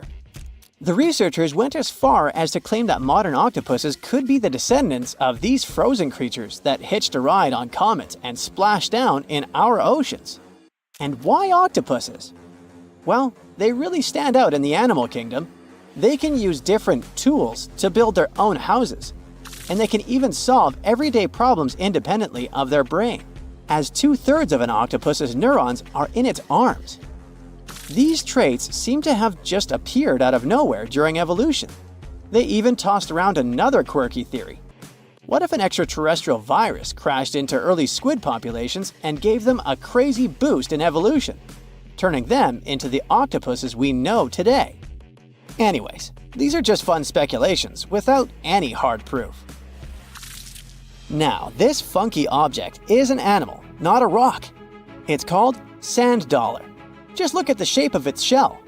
Once sand dollars are exposed to the sun, their shells lose their soft, spiny covering and become bleached white. Back in the day, beachcombers thought these shells looked a lot like big silver coins, kind of like the old Spanish dollar that was about the same size. But if you prefer, you can call them sand cakes instead. These quirky creatures have tiny spines on their surface, and they glide along the ocean floor. They use small tube feet that line the grooves on their underside to grab bits of food like plankton and algae, which they then send to their mouths. Inside, they have 5 triangular teeth that help them munch on their meals. In some Georgia folklore, sand dollars are said to represent coins lost by mermaids. Sand dollars have a unique talent for cloning themselves. They can do this for a bunch of reasons, like when a predator comes around. Some species of sand dollar larvae can actually split in half as a defense mechanism. It takes about 24 hours for them to clone themselves, and the new larvae end up being about 2/3 smaller than the original, which helps them hide from danger. Wait, is that a giant sea hot dog racing through the ocean? Sorta. Some scientists have joked that sperm whales seriously resemble enormous hot dogs. These massive creatures can take quick naps, standing up for about 10 to 15 minutes. They only sleep about 7% of the time, mostly between 6 p.m. and midnight. Sperm whales also have a cool ability to retract and extend their eyes, thanks to a thick retractor muscle around them, but they can't actually roll their eyes in their sockets. Plus, they have the most asymmetrical skull of any mammal out there. Oh, and let's not forget, they have the largest brain of any living creature, weighing in at over 9 pounds. Unlike us humans, if dolphins went into full-on snooze, they'd stop breathing and could drown. So they figured out a genius solution. They let only one side of their brain sleep at a time. This means one half stays awake to keep them breathing and watching out for any potential threats. When they snooze, they only close one eye. If their right brain is resting, their left eye is shut, and vice versa. This unique sleep style is called unihemispheric sleep, and it lets them recharge without ever fully losing awareness. On top of that, dolphins might be using corals and sponges like their own little pharmacies. Scientists have seen them rubbing their bodies against specific types of coral and sponges, suggesting they might be treating skin issues. They've even spotted dolphins lining up to take turns at these spots, using corals like Gorgonian coral Rumphella aggregata, leather coral, and some sponges. What's really fascinating is that researchers have analyzed these corals and found they contain compounds that could help with dolphin skin conditions, which can sometimes lead to infections and lesions. Now, the big question is figuring out exactly how each type of coral helps dolphins, and if it really boosts their health overall. Sea urchins aren't exactly the Usain Bolts of the ocean. They move slowly by crawling with their tube feet and occasionally give themselves a little push with their spines. These little guys have just 5 teeth, which they use like a beak to scrape algae off rocks, which I'm pretty sure is the ocean's version of an all-you-can-eat buffet. But since all that scraping wears their teeth down, they're in a never-ending dental replacement program. Scallops are the underwater equivalent of the world's most confused security cameras, sporting up to 200 tiny eyes on their shells. These eyes are high-tech. They can even adjust their pupils to light. Instead of working like ours, scallop eyes have a unique setup. Light goes through a pupil, lens, 2 retinas, and then hits a mirror made of guanine crystals that reflects it back. Scientists were puzzled about how they see since their main retina often gets blurry light. But it turns out, scallops can change their pupil size by about 50%. Just don't expect them to do it in a hurry, as it takes a few minutes. Now here's something really neat about orcas. They're expert hunters, and they do it in groups called pods. A pod can consist of up to 40 orcas, forming a very effective hunting team. Interestingly, there are distinct types of pods: resident and transient. Resident pods are more into fish, while transient pods have a taste for marine mammals. But no matter what type of pod they belong to, all orcas have one thing in common: they are master collaborators. They work together using smart hunting techniques that are often compared to the teamwork of wolf packs. Almost 95% of jellyfish's body is made of water. For comparison, the human body is 60% water. It's probably not a surprise since jellyfish don't have a heart, blood, eyes, or brain. The other 5% of their body weight is proteins, muscles, and nerve cells. Jellyfish have been around for more than 500 million years. This makes them older than dinosaurs. These creatures haven't changed much, and today's jellyfish are pretty much like their ancestors. Electric eels have small eyes that are not so effective in environments with no light, so they mostly rely on their electric organs. Those consist of 6,000 cells. Eels use them to stow power, similar to batteries. These creatures use electricity like bats use their radars or dolphins their sonar. An eel can also produce enough electricity to power a panel of light bulbs. There's a small tropical archer fish that can learn to recognize human faces. This fish has an interesting ability to spit small jets of water from its mouth. Researchers showed the fish the image of 2 different faces placed side by side. One was unknown and the other was familiar. The fish was supposed to spit water at the familiar one. The creature took the right guess more than 80% of the time. There's such a thing as a sea unicorn. That's an animal called the narwhal. Its horn is actually a tooth that can grow up to 10 feet long. Manatees, also known as sea cows, are distant relatives of elephants. Their weight can go up to 1,000 pounds. These creatures are vegetarian and need to eat around 10% of their total weight on a daily basis. That's lots of sea salad. In some cases, manatees share space with alligators, but they get along pretty well.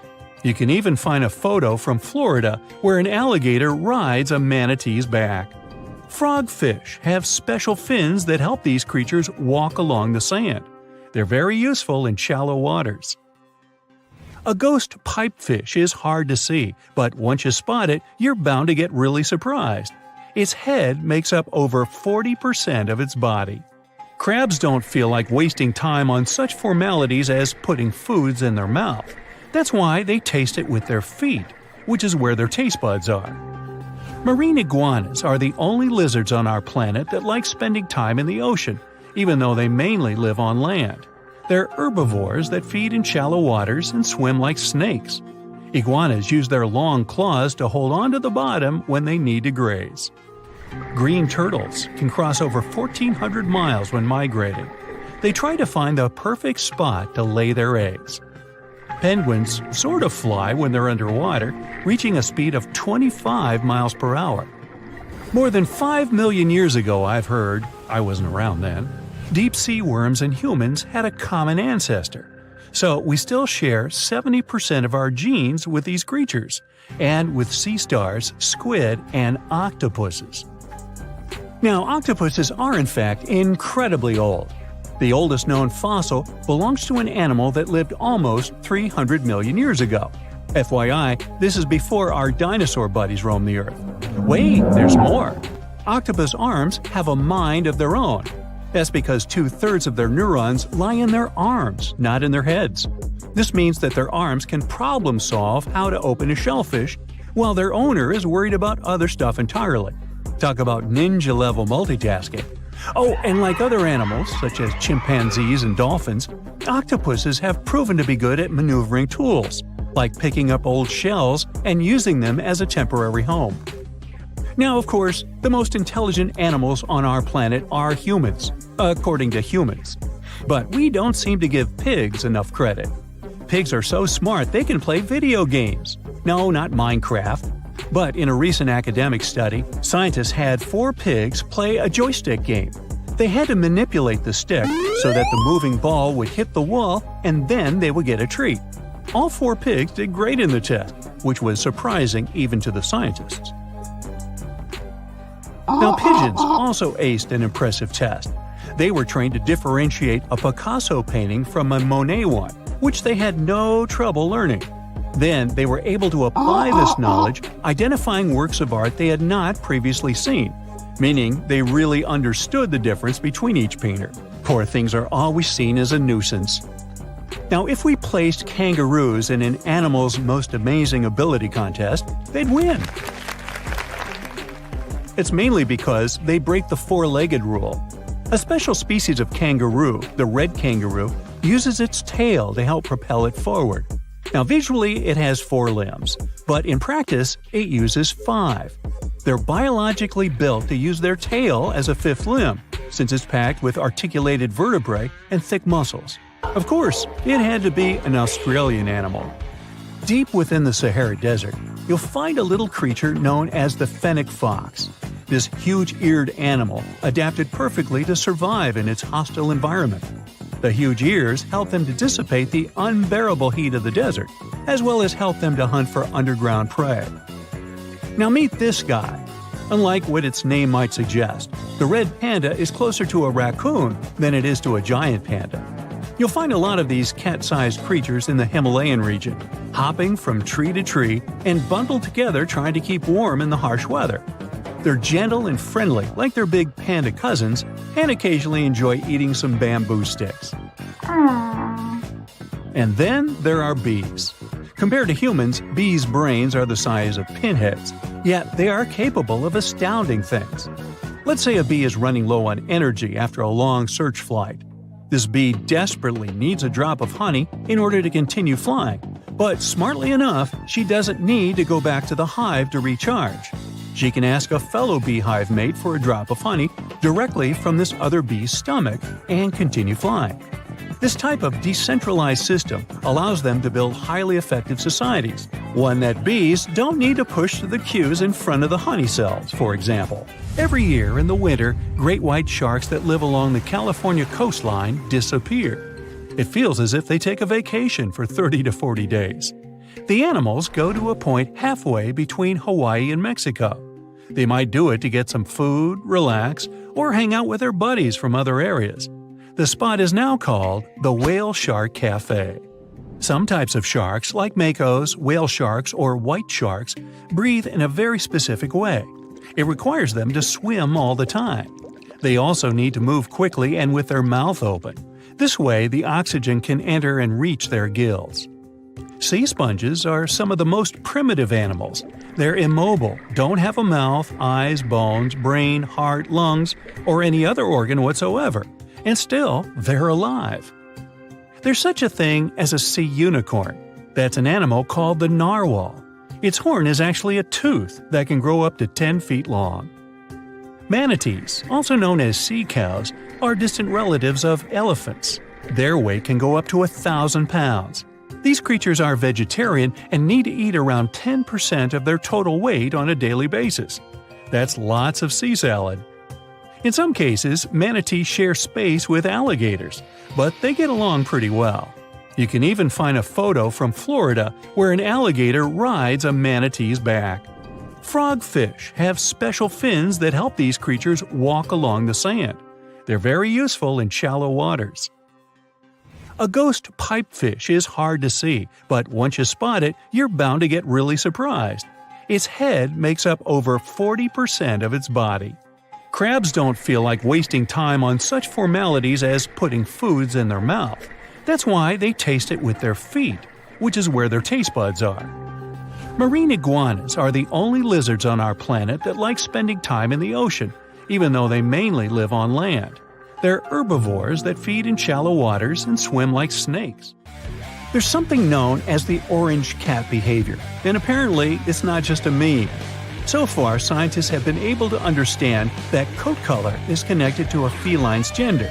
And since orange is an X chromosome, orange cats are usually males, like Garfield. The so-called orange cat behavior describes ginger cats as agents of chaos. Again, pretty much like Garfield. However, there haven't been any conclusive studies on whether coat color and cat behavior are truly linked. In terms of vision, mantis shrimps probably have the most psychedelic vision out of all animals. These funny-looking creatures have a whopping 16 varieties of photoreceptors, with 5 of them reserved for the ultraviolet or UV spectrum. Ultraviolet rays are really short wavelengths, which are invisible to humans.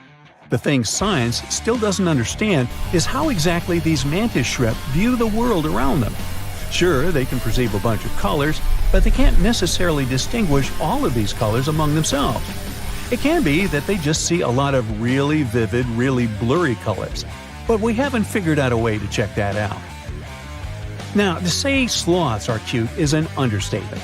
They may be one of the friendliest animals in the jungle, but there's more. If you look closely at their fur coat, you'll notice hints of green. These greeneries are actually tiny little algae that grow alongside sloths. They help sloths to camouflage better in the jungle, but they also nurture them. The little cracks inside a sloth's fur create the perfect environment for algae reproduction, and scientists have found species of algae that don't exist anywhere else in the world. They do get by with a little help from their friends. Deep within the Sahara Desert, you'll find a little creature known as the fennec fox. This huge-eared animal adapted perfectly to survive in its hostile environment. The huge ears help them to dissipate the unbearable heat of the desert, as well as help them to hunt for underground prey. Want to high-five a sea creature? Well, put your hand up for the Tasmanian red handfish. This fish doesn't swim like a fish. It walks. It uses its flipper-like hands to stroll around on the ocean floor. These bottom walkers are disturbed by swimmers and boats a lot. Some people even want to take them home as pets. I think it's better to just give them a wave and swim on by. The vampire squid. Its species name is Vampiroteuthis infernalis. which translates to vampire squid from hell. Oh yes, this vampire squid means to terrify everyone with its name, its dark red color, its spikes at the bottom, and the scary fact that it can basically turn itself inside out. The vampire squid loves putting on a good show, but it's as harmless as a kitten is to humans. It's as if Dracula scared the pants off you, but he didn't have blood-sucking fangs. The vampire squid feeds on food particles from plants and animal matter floating near the ocean's surface. Since they're not predators, they need good defensive strategies, and their vampiric look is designed to ward off large creatures who want to eat them. Turning themselves inside out is a defensive mechanism since the spiky areas in the inner skin are more intimidating. They also shoot out a substance that does not have color, but is packed with bioluminescent particles to distract predators. The vaquita. Going out on a boat off the coast of Mexico sounds like the perfect vacation. The sun, the blue water, the most endangered sea creature. Wait, what? The vaquita isn't dangerous, but don't expect it to stick around to say hello or sign any autographs. It's incredibly shy. This little cow, that's what it means in Spanish, is one tiny sea mammal. With those black markings around its eyes, it looks more like a sea panda to me. Seeing one should make you feel very special. They're on the brink of extinction, mostly because they got caught by accident in fishing nets. It's estimated that there's only 10 left in the wild. The blue dragon. This little creature looks like something out of a kid's fantasy movie. It's called the blue glaucus, casually referred to as the blue dragon or blue angel. It can be found in many places, the Atlantic, Pacific, and Indian Oceans. It's kind of a mollusk and it only grows to be about an inch long. What you think is the back is actually the mollusk's bright underbelly. It regularly floats on its back so that its blue colors help it camouflage with the water's waves. The blue dragon isn't just pretty, it's also smart. It usually feasts on Portuguese man-o'-wars, also known as Physalia physalis. The blue dragon stores their stinging cells for later use, in essence, stealing their defensive mechanisms. When the blue dragon is threatened, it releases those stinging cells it stored, directing them at an enemy to sting them with more power than the Portuguese man-o'-war would have been capable of. As they can store a huge amount of stinging cells, they can be a threat to humans. So, if you find one, don't pick it up. It's best to admire it from a distance. The barrel-eye fish. If you ever wanted to have Superman's X-ray vision, looking at the barrel-eye fish will make you feel like you gained that superpower at some point in your life without even realizing it. The barrel eye has a transparent head, so you can see how their eyes and brain look inside. This magnificent creature lives in the deep sea. This is the lowest level of the ocean, where strange creatures roam in near-freezing temperatures and constant darkness. They're exposed to water's pressure that's almost 1,000 times that of the surface. If the idea of the deep sea sends a shiver down your spine, stay tuned to learn about another of its creatures later on. The barrel-eye fish can be found in the Atlantic, Pacific, and Indian Oceans. You might be wondering, why oh why would a fish have a see-through head? And that would be a fair question. Since the species was discovered in 1939, it was believed that the fish's eyes were set to see straight ahead and couldn't move. So it was assumed that they had tunnel vision. Scientists Bruce Robinson and Kim Reisenbichler from the Monterey Bay Aquarium Research Institute recently discovered that the fish can move its eyes vertically to see through the top of its translucent head, thus noticing if there are predators or prey nearby. The transparent head also allows more light to enter so they can detect prey better. It's believed that the barrel-eye fish eats jellyfish and small fish species. If you dive in the ocean at night, you might be lucky enough to see how orange ball corallimorph blooms in the dark. But make sure to be quick because as soon as you turn on your flashlight to take a good look, it will retract its tubes back into itself. The megalodon. The whale shark isn't the biggest shark known to humans. If the entire shark species were a kingdom, the prehistoric megalodon would be the ruler of the sea. Megalodon roamed the ocean a long time ago. About 15.9 to 2.6 million years back between the early Miocene and late Pliocene eras. While they've long been extinct, people are still amazed to learn about these gigantic sea beasts. Megalodon could reach anywhere between 45 feet to 60 feet in length with jaws more than 6 feet wide. A fossil of a tooth that once belonged to a megalodon measured at 7 inches. Needless to say, I'm pretty stoked that these guys have long been extinct. But there's still some adventurers out there hoping to meet this monster one day. The Dumbo Octopus. This adorable creature, or creepy creature, or however you want to see it, is officially called Grimpoteuthis. More casually, it's referred to as the Dumbo octopus, named after the Disney character. Though Dumbo, the elephant, not the octopus, was teased for his big ears, it's highly unlikely that this adorable octopus gets teased by its water neighbors. They are the deepest living octopuses, living in the deep sea, and you know how scary that place is. They're only about 8 inches tall and spend their days hovering just above the seafloor eating snails, worms, and other food they find in the current or near ocean vents. There are nearly 17 species of Dumbo octopus, and they all have differences in height, color, and body parts. If you can't get enough strange animals, you'll be glad to learn that the deep sea has barely been explored by humans. So keep an eye out. There are bound to be more fascinating animals discovered in the deep in the future. The Sea Angel. These creatures might look and sound pretty cute, but their diet is far from sunshine and lollipops. Their favorite food are sea butterflies. They lay mucus traps for them and wait in ambush. The Squat Anemone Shrimp. This shrimp is tiny, only 0.5 inches. It's also known as a dancer shrimp because of its peculiar behavior. When agitated, it raises its bottom above its head and does a little dance. Divers also say it readily jumps on their hands and cleans them. The Coconut Crab. This guy may look pretty creepy, especially when the sun goes down. Mature coconut crabs are around 3 feet in length.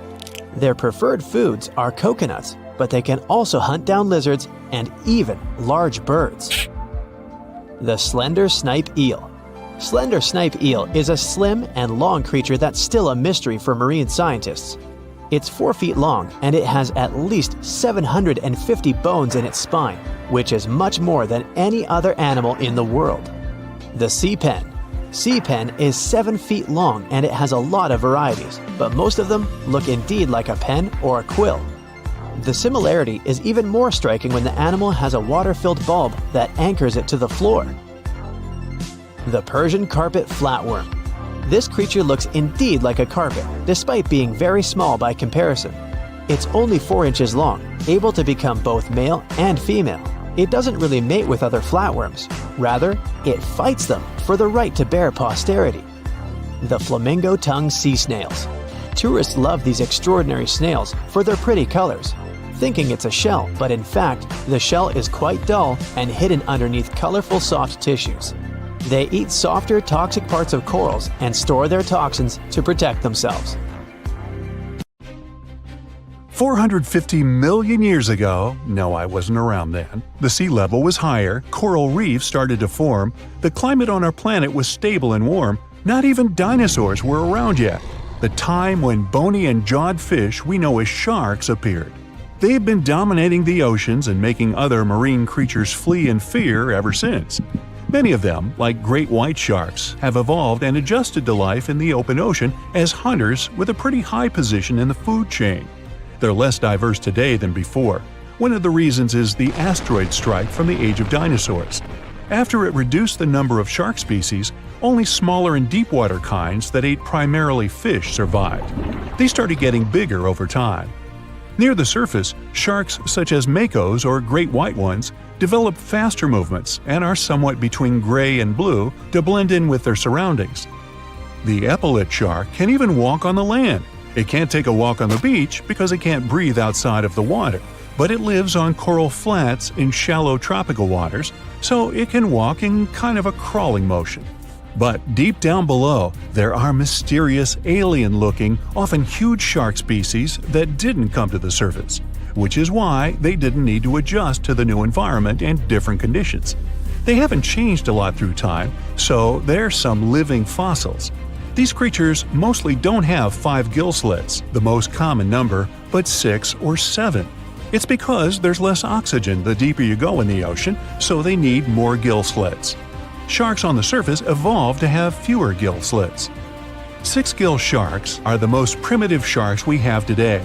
Their skeletons are like those of ancient extinct sharks, and they can survive only in very deep waters. Like cats, sharks have a layer of reflective cells placed inside their eyes, which helps them see better in the dark, deep sea or cloudy waters. Sharks on the surface have big eyes because they evolved to hunt in the sunlight, so they tend to rely on their vision. Those that live in shallow waters have small eyes, so they can protect themselves from the sand. Like some other deep-sea creatures, six-gill sharks also have bigger eyes to take in as much light as possible. They have more light-sensing rods, but don't distinguish colors that well. In the ocean's twilight zone, with the minimum of sunlight, there's a couple of bioluminescent shark species. They don't take in light within their eyes, but produce or re-emit it with their bodies. Their skin or organs have specialized cells that produce a soft blue-green light. Deep-sea creatures that produce their own light do that to attract their prey, deter animals from going after them, or, scientists think, communicate with each other. It can even help them to camouflage. They do it by hiding their silhouettes from animals going after them. They produce enough light to match their surroundings. The biggest luminous underwater creature is the kitefin shark, found swimming 980 feet below sea level, preying on groundfish or smaller sharks. It can grow almost 6 feet long and lives 3,200 feet below sea level. Deep-sea sharks are also bigger than those on the surface. The Greenland shark can grow up to 24 feet long, bigger than a great white. There's a thing called deep-sea gigantism. Creatures in nutrient-poor depths of the ocean grow bigger because, that way, they lose less energy as heat. The Greenland shark lives its life in slow motion. It has a slow metabolism and can go very long periods without food. With their slow pace, they evolved to live up to 500 years at depths of 7,200 feet. Sharks in shallow waters catch their prey relying on agility and speed, but for them, it's easier because there's plenty of food on the surface. Deep-sea sharks, with less food and slower life rhythm, had to develop a different style. They're more opportunistic, definitely not picky, and don't care if their future meal is alive or not. Frilled shark, another living fossil from the darkest depths, hasn't evolved much through time, and they're one of the last of their kind, with all of their relatives already gone extinct. It grows up to 7 feet long, primarily hunts on squid, and catches other sharks and fish. It looks like a dinosaur, a snake-like face, a long, smooth, thin body that moves in a serpentine way. It can propel itself with the power of its tail and curl like snakes. They don't swim in a straight line like other sharks. Cookie cutter shark grows up to 20 inches. It got the name because of the way it feeds, biting off small pieces. It's a parasite creature, which means it feeds off bigger animals but leaves them alive. They have sharp teeth and sometimes even swallow those that fall off on purpose. Some researchers think it could be because they live in the depths that are nutrient poor. If they swallow the teeth, they could recycle calcium and other material from it. Prickly shark is a rare and unusual creature with many thorn-like denticles and 2 small dorsal fins. It lives mostly in the depths of the Pacific region up to 1,900 feet. Ghost sharks are not even real sharks, but fish closely related to them and rays. They have big pectoral and pelvic fins, 2 dorsal fins, pretty big eyes, and unlike their cousins, have a single external gill opening. Ghost sharks have slender tails and can grow up to 80 inches, silver to blackish color.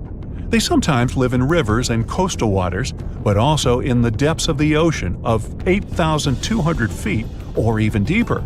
They are pretty weak swimmers, so they tend to feed on invertebrates and small fish. Goblin sharks. Swimming through the deep sea, this creepy shark with a flabby body suddenly sees a small, innocent squid. It goes toward it, but the potential snack notices it and quickly starts moving to dart away. It seems like the plan could work at first, but then the shark suddenly thrusts the jaw of its mouth and catches the poor little squid in a second. After the meal is finished, the animal simply fits the jaw back into the mouth and goes away as if nothing happened. This is possible because it has a jaw connected to 3-inch-long flaps of skin, which is why it can unfold from the snout. It can grow up to 12 feet long with a weight of 460 pounds. Scientists think goblin sharks are mostly active in the morning and evening. The shark has a long, prominent snout and specific sensing organs on it. It uses them to sense electrical fields in the dark oceanic depths. Seven-gill shark is a big cow shark, brown to silver-gray on top, white underneath, black and white spots, with a thick body, a small dorsal fin, and a wide, blunt snout. It can grow up to 10 feet long, mostly lives in the depth of 1,870 feet, but you can also find it in deep channels and bays. It can be aggressive toward humans if provoked, so don't. Like most deep-sea creatures, it's an opportunistic hunter that's not quite picky but likes to go after dolphins, seals, porpoises, and other marine animals. Megamouth sharks mostly live in the depths of 15,000 feet and spend most of their time in the dark, like me. Scientists discovered it in 1976 because it went near the surface at night to feed on zooplankton. That's the only time these sharks go there. During the day, they return to their quiet, dark, and mysterious depths. They are filter feeders, which means they keep their mouths wide open while swimming, so they filter the planktons they like to eat. There are organs that produce light inside of their mouths, which attracts potential prey, such as pelagic crustaceans. These sharks live in the deep parts of the ocean, but you can rarely find them below almost 2 miles. Scientists think some other, stronger bony fishes outcompeted them. Deep parts of oceans became oxygenated around 70 million years ago, and sharks have been around way longer. But bony fishes adjusted and adapted efficient ways to use oxygen, while sharks were slow with adaptations, so they lost. Also, oceanic depths are way colder, which is challenging for fish and the rest of cold-blooded animals because the speed of their metabolism widely depends upon the external temperature. It looks like a prehistoric creature that came from the time of dinosaurs. This scary beast is called the basking shark. It can grow up to 39 feet. People have only reported 3 of them in the past 160 years. The last sighting was in 2015, and before that, about 80 years ago. These sharks sometimes rise to the surface to filter out small animals, such as shrimps and other small crustaceans, when they want to have a nice, tasty seafood dinner. But when there isn't enough grub at the surface, they go down to the depths of almost 3,300 feet, where they tend to stay for months, which is something researchers discovered using satellite tags. Tag, you're it! Now, basking sharks like to spend their time in more temperate waters, but they can migrate long distances. They live across the globe, but in warm tropical or subtropical areas, they won't go near the surface because they're not fans of high temperatures. The lion's mane jellyfish is not that rare, but it's fascinating how large it is.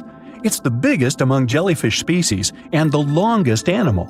Its total length can reach 120 feet. That's approximately 23 feet more than the longest blue whale scientists know about. The jellyfish has around 70 to 150 tentacles, and they all contain huge amounts of neurotoxins that can seriously harm you if you come in contact with the animal. But people don't usually come across this type of jellyfish because it rarely lives near the coast, preferring the open ocean. Generally, you can find the lion's mane jellyfish no deeper than 65 feet below the surface, where it dines on small fishes, zooplankton, and some other types of jellyfish. It uses its tentacles to catch its value male. Hey, you want fries with that?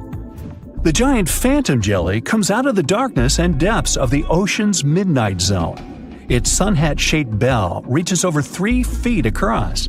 This bell trails 4 ribbon-like mouth arms that can be up to 33 feet long. This quite rare creature uses its mouth arms to catch unfortunate animals swimming around and not knowing what's coming for them.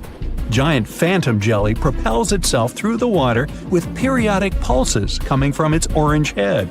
It glows faintly and mysteriously in the pitch-black depths.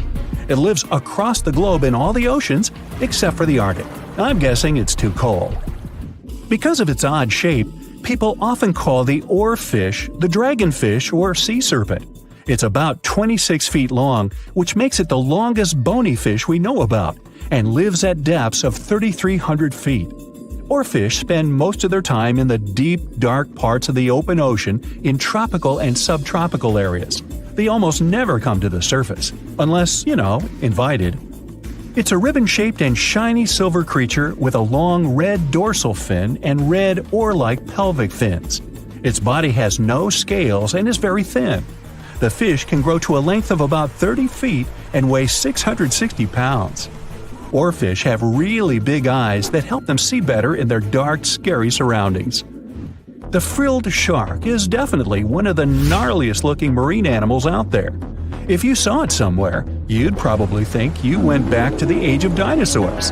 Yup, the frilled shark is a prehistoric creature because its roots go back 80 million years. This living fossil can grow to be 7 feet long. It got its name from its frilly gills. Even though frilled sharks have the shark part in their name, they swim similar to an eel in a distinctly serpentine way. Its mouth is terrifying. Similar to the maw of the great white shark, it has 300 trident-shaped teeth lined in 25 rows. Hey, come a little closer, huh? Researchers discovered this creature in the 19th century, but people rarely see it, and no wonder. It usually lives at depths of between 390 and 4,200 feet. Most of the time, the frilled shark feeds on squid, swallowing them whole. Its long jaws allowed the frilled shark to gape extra wide and swallow animals half as long as its entire body. Goblin sharks are very rare. Researchers have spotted fewer than 50 of them in more than 120 years.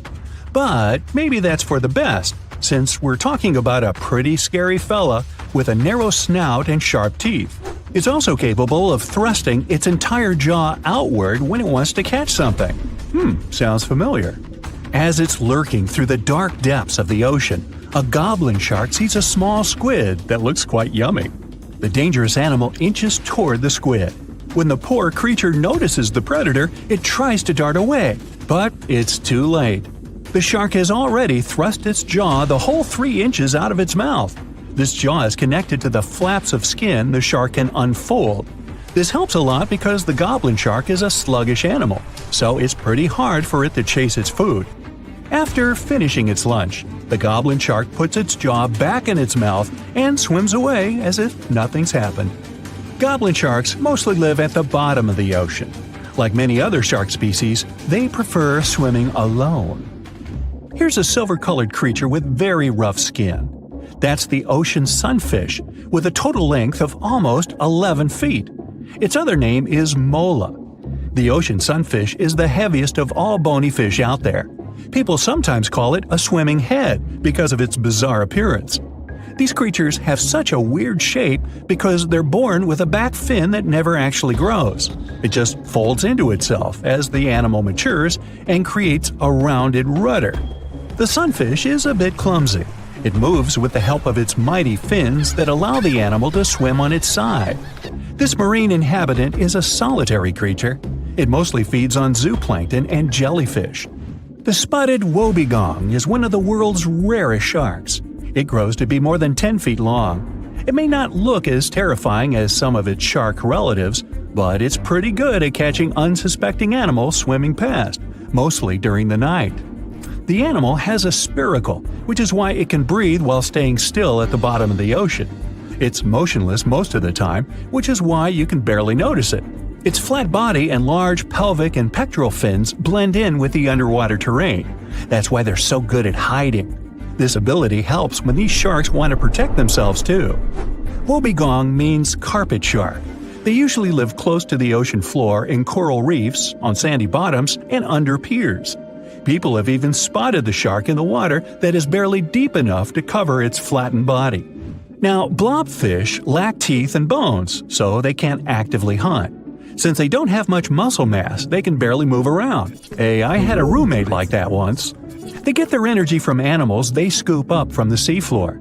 They also know how to conserve this energy. That's how it usually goes with deep-sea creatures. They don't have as much food as those animals that swim closer to the surface. Instead, they have special body mechanisms that allow them to save energy for the times when they don't have much to eat. Pressure at the depths where the blobfish lives is 120 times as high as that at the surface. That's why the bizarre creature looks like a weird gelatinous mass only when you bring it up to the surface.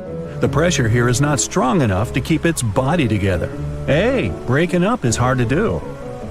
The white margin stargazer could compete with the blobfish for the title of the ugliest animal in the sea, don't you think? Now, this animal has eyes on the top of its head, together with an upward-facing mouth which the creature uses to hide itself in the sand. That's where it spends most of its time, with only its eyes protruding from the sand. It chills this way until some small animal passes by. It can lunge at its target incredibly quickly, literally within milliseconds. This creates a vacuum in the water that pulls in a crab, fish, or some other small, unfortunate animal. Another tactic involves venom. This fish has a venomous spine in its shoulder blade that helps with catching other animals and defending itself against enemies. Even though it's not related to the electric eel, the white margin stargazer can generate an electric shock as powerful as 50 volts. Ow! Poison dart frogs are one of the most toxic species on our planet. They come in a range of bright colors: blue, green, yellow, orange, and red. And that's not just to show off. It's a kind of message to all the predators that might want to come after them. I'm toxic, so you better stay away and don't try to eat me. The golden poison dart frog, for example, has so much poison it could finish 20,000 mice. Vibrant colors in nature are generally a sign it's better to stay away from that animal, because it's a warning you're looking at something you definitely don't want to eat. Check a blue ring octopus, another extremely venomous creature. Unlike poison dart frogs or, for example, velvet ants, whose bright colors you see right away, this octopus shows its blue rings only when it feels threatened. With over 300 pounds and 10 feet in length, Komodo dragons are the heaviest lizards on our planet. They will go after almost anything that comes their way, including pigs, deer, smaller dragons, and even more challenging creatures, like big water buffalo. They camouflage and patiently wait for their prey to come closer, lying in the grass. Saltwater crocodiles. Their attacks are more frequent than those of sharks. They have a 3.5 times stronger bite than a lion and 25 times stronger bite than people do. One more superpower: these guys can literally launch their bodies out of water, and they do that with their tails. Hippos seem quite relaxed as they chill in the water, but they're actually pretty aggressive. They attack humans even more than leopards and lions. This guy is small, but it can be as threatening as a huge hippo. Meet the tsetse fly. It lives in sub-Saharan Africa, and travelers that love spending their time outdoors or in game parks should be careful about these insects. It's important to get the right treatment as soon as possible if it bites you. Pus caterpillars look all innocent and fluffy, but you'd better avoid touching them. They're venomous, and these wig-like hairs you see are actually spines that can cause multiple issues if you touch them. Ouch! Vespa mandarinia mostly build their nests underground, so it's trickier to find them. Their sting is like someone pierced you with a hot metal pin. The stinger is long enough to even go through the standard protective beekeeper's gear. The reef stonefish is the world's most venomous fish. There are 13 stout spines in its dorsal fin, and that's how this animal injects its highly toxic venom. Lions. They live mostly in Africa and can eat a quarter of their body weight, about 88 pounds, in a single meal. They mostly hunt at night and during storms because the wind and noise make it harder for their prey to hear and see them. Why hunt if they can just go and participate in some burger eating contest? Tigers mostly inhabit Asia. They're able to survive in different conditions since you can find them in various areas, from mountains to rainforests. As long as they have enough water, food, and cover, they can adapt to anything. Food can sometimes be a problem since they eat up to 60 big animals per year, with smaller ones as snacks in between. Fun fact, their skin is covered in stripes too, not just their fur. A bit of good news here. Wolves aren't really into eating humans. Still, sometimes they do go after people. They mostly attack when they don't have enough food or when they lose their habitat. Sharks have a bad reputation, but they mostly spend their time away from humans, catching smaller fish and other marine animals. Still, they'll defend themselves if you come to their area and they feel threatened. And in that case, their serrated teeth certainly don't look too peaceful. Ostrich may not belong to that list at first sight, but when it's cornered, this animal is perfectly capable of taking down big predators such as wolves and lions. Yeah, sometimes they can be brave, and in reality, they never stick their head in the sand when frightened. We can't forget to mention brown or grizzly bears, which are considered to be way more aggressive than other bears. It's 3.5 times more likely something bad will happen if you encounter them than polar bears. They're also 21 times more dangerous than black bears. And yet, brown bears are the most widespread kind of bears across the globe. When it comes to snakes, saw-scaled viper is definitely one of those you need to be careful with the most, because the consequences of its bite are statistically quite sad to say the least. It has enough venom that even its weakest bite could finish 2 people. Not just saw-scaled viper, there are multiple snakes you need to stay away from. Meet Philippine cobra. It lurks in forested areas, dense jungles, low-lying plains, and open fields. It especially likes areas near water and can spit its venom up to 9.8 feet away. Black mamba too, very venomous, kinda nervous, and when it sees you as a threat, extremely aggressive. It's among the world's fastest snakes, since it can move at speeds of up to 12.5 miles per hour. Australian box jellyfish is the most venomous marine animal in the world. It has tentacles covered in small darts with venom, and they can grow up to 10 feet long. Seeing even a small random spider in your home can be unpleasant, and picture if it was a Goliath bird eater instead, the largest spider in the world, and also one of the creepiest. You'll mostly find them spending their time in burrows with the entrances covered with the web. Luckily, their venom is not that bad to humans. It's like a wasp stinging you. Bad news for insects, you guys should be careful. This spider is a real danger for you. Platypus looks cute and harmless, but despite their funny appearance, they're one of the most dangerous animals in Australia. They have spurs located on their hind legs, and each of them is connected to a crural gland by a duct. And this gland creates a complex mixture of hundreds of toxins. Ugh! They have 2 layers of fur for waterproofing and insulation. With their fur, platypuses trap a layer of air right next to their skin so they can remain dry when they're underwater looking for food, which is about 12 hours a day. One of the stings you'll definitely feel the most is from the bullet ant. They're small, and their stinger is only up to 0.11 inches long, but it can still leave you with several hours of burning sensation. Pufferfish are poor swimmers, so they're most likely to end up as lunch for larger fish. But when they sense danger, they ingest big amounts of water together with air, so their body inflates like a balloon. They can puff up to even 2 to 3 times their regular size. A single pufferfish has enough toxin to finish 30 humans. The African buffalo is the only species of wild cow you'll find in Africa. You can recognize it for its heavy, rigid horns, and this, in combination with its massive size and aggressive nature, makes them very dangerous for whoever stands in its way. Elephants will respect your space most of the time, but only if you respect theirs. They can feel threatened by, let's say, a group of tourists that come too close and disrupt their personal space. In that case, they'll defend themselves and be very angry, which isn't such a nice scene. Wild dogs can be pretty dangerous, like dingoes in Australia. They can either live alone or move in packs of up to 10 animals, which can be especially tricky for their prey when the entire pack is after it. They can cross great distances and communicate with each other, howling like wolves. A star-nosed mole is certainly one of the weirdest looking creatures you'll come across. In some way, it looks like someone replaced its head with a very small octopus. They're not dangerous to humans in the way some venomous creatures or large predators are, but they can cause a lot of damage in your garden.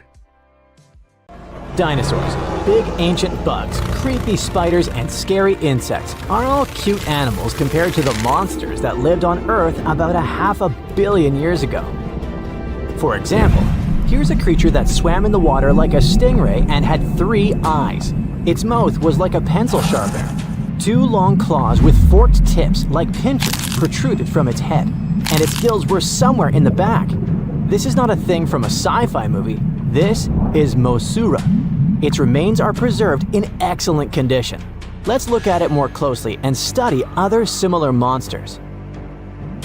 The Cambrian Explosion. Remember this name. This period is also called the biological Big Bang, the time when a huge number of different living creatures began to appear in the ocean, large, small, and tiny.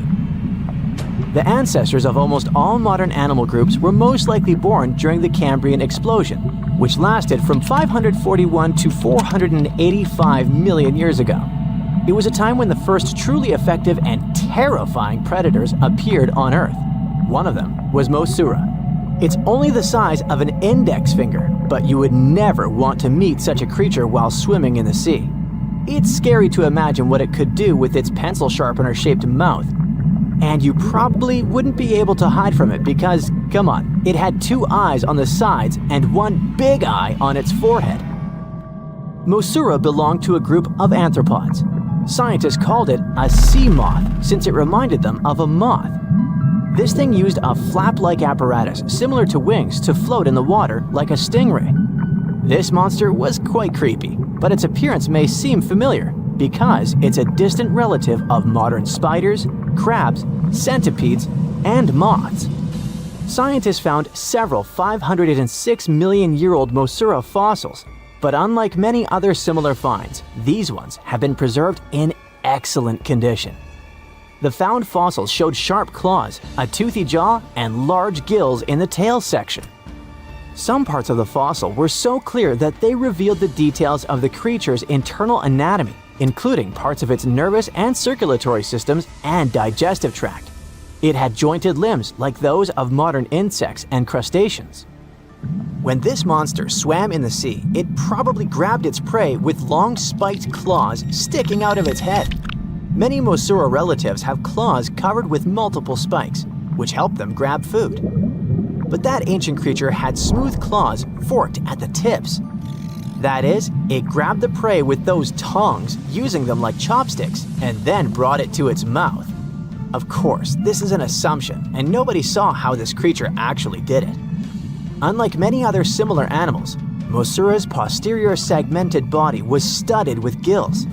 Scientists don't know why this was necessary, but they assume that such an unusual breathing system helped to adapt to an environment with low oxygen content. Perhaps Mosura led a very active reproductive lifestyle that required high oxygen consumption. Creepy, dangerous, and reproducing fast. An excellent set of qualities for one of the most dangerous predators of antiquity. But what did Mosura eat? It probably caught different types of worms and small arthropods. It's nice to think that this monster lived so long ago and was so small. But what if this creature was the size of a shark and was swimming in the ocean these days? Perhaps it would become a dominant dweller and people would swim much less along the coast. Mosura lived in the water but was discovered in the Burgess Shale Rock Formation in the Canadian Rockies. Many mountains on Earth were once the seabed inhabited by strange creatures. One of them was Opabinia. It had 5 eyes, a mouth facing backward, a long trunk and claws instead of a nose. Wait, what? It's too strange even for science fiction, even for outer space. In its eccentricity, Opabinia was perhaps the loneliest creature on Earth. Scientists couldn't find another species that would be similar to this individual until recently. Meet Utaurora. It seems to belong to the same species as Opabinia. Its inch-long body was divided into 14 to 15 furrows. Each of them ended in a pointed flap. Opabinia had the same body, but it's unlikely that both monsters were friends. The difference between their timelines was several million years. It's hard to imagine why these monsters needed such strange body structures. Why haven't modern filmmakers used the design of those animals to create cool space monsters yet? Okay, they were creepy creatures, but what about weird and kinda useless ones? Scientists have discovered Sue, a legless creature with no head turned inside out. Huh? This 444 million-year-old creature was found in South Africa, north of Cape Town. They called it Sue after the discoverer's mother. In fact, it's some kind of new arthropod species that may have lived in low-oxygen waters. This creature was turned inside out, and the outer shell with the legs and head was lost. Thanks to mineralization, muscles, tendons, and even Sue's intestines were preserved on the fossil. It's a great success to find such detailed remains of an ancient creature. However, scientists still can't determine the evolutionary history of this species. They're sure that it was a primitive marine arthropod. Okay, we can see that 500 million years ago, Earth was filled with creepy monsters, which fortunately are now extinct. But what about trees? Were they the same as we see now? Or was there something else? Something creepy? Oh yeah. Scientists have discovered a new kind of living organism similar to a tree or a mushroom. It was gigantic and had a very minimalistic design.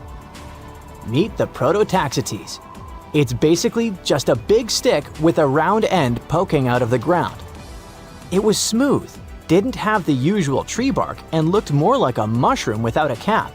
But scientists have recently found out that it wasn't a mushroom at all. Prototaxites probably belonged to a previously unknown branch of life. Prototaxites is considered to be the first giant organism in the history of the planet that lived on land. It existed about 420 to 375 million years ago during the Devonian period. It was the time when plants began to spread across dry land, forming large forests. Over time, they began to grow leaves and form roots in the ground. Then, the first seed plants appeared.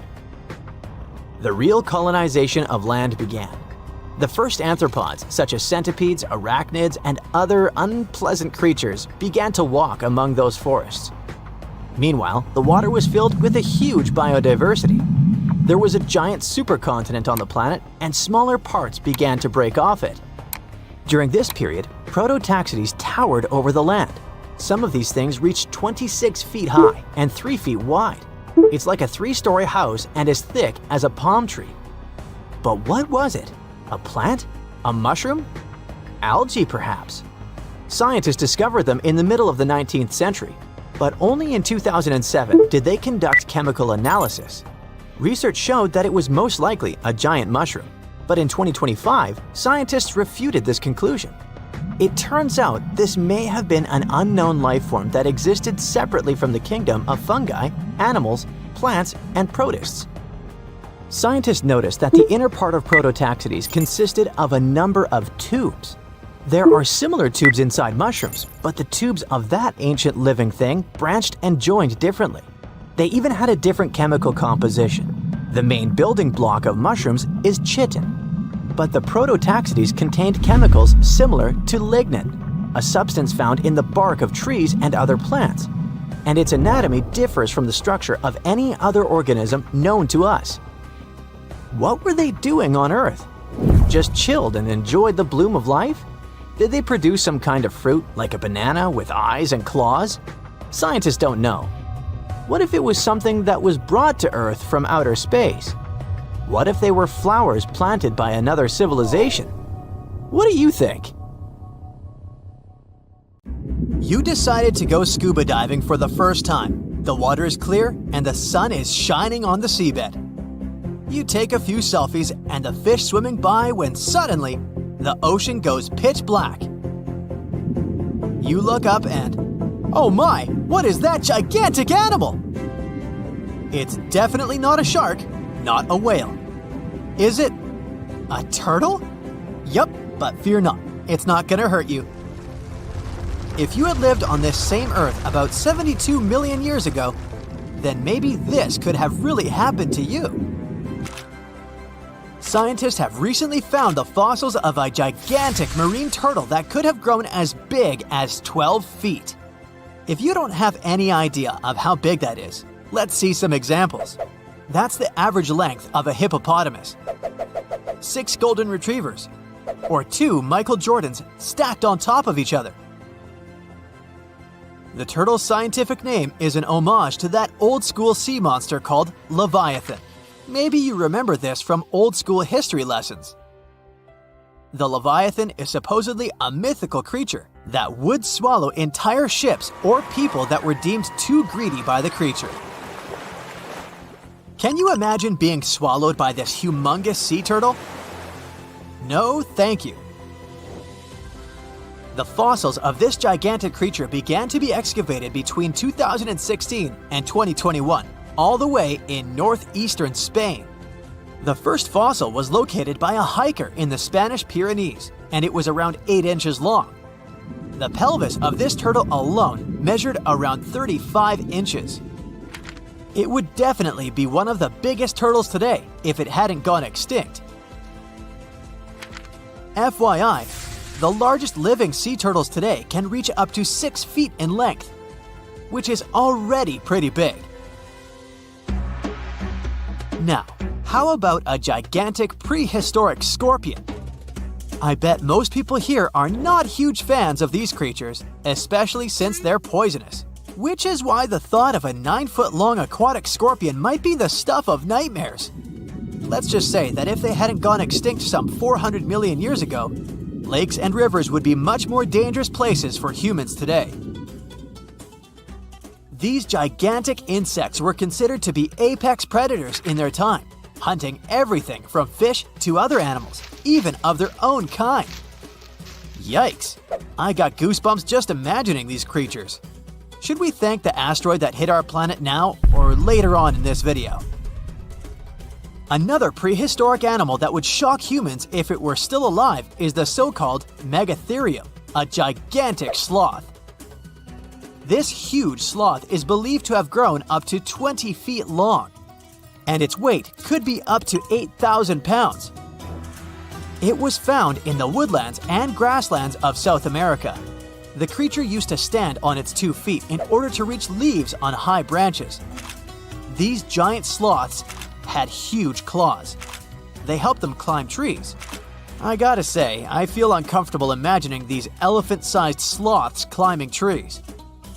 Oh, of course, some dinosaurs will make our super-sized creatures list. But before that, here's a fun fact.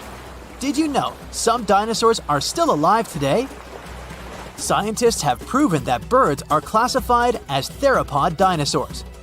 Such infamous creatures as the T-Rex and Velociraptor belonged to this group.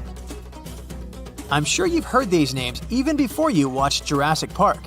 The Velociraptor is that scary dino that breaks into the kitchen.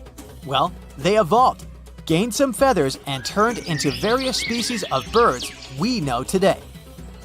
That means that any bird from chickens to those little blue ones is a direct descendant of dinosaurs. Now, does the name Spinosaurus ring a bell? You can see this huge dinosaur in some museums today. Its fossils, I mean. The Spinosaurus was one of the biggest land predators to walk Earth.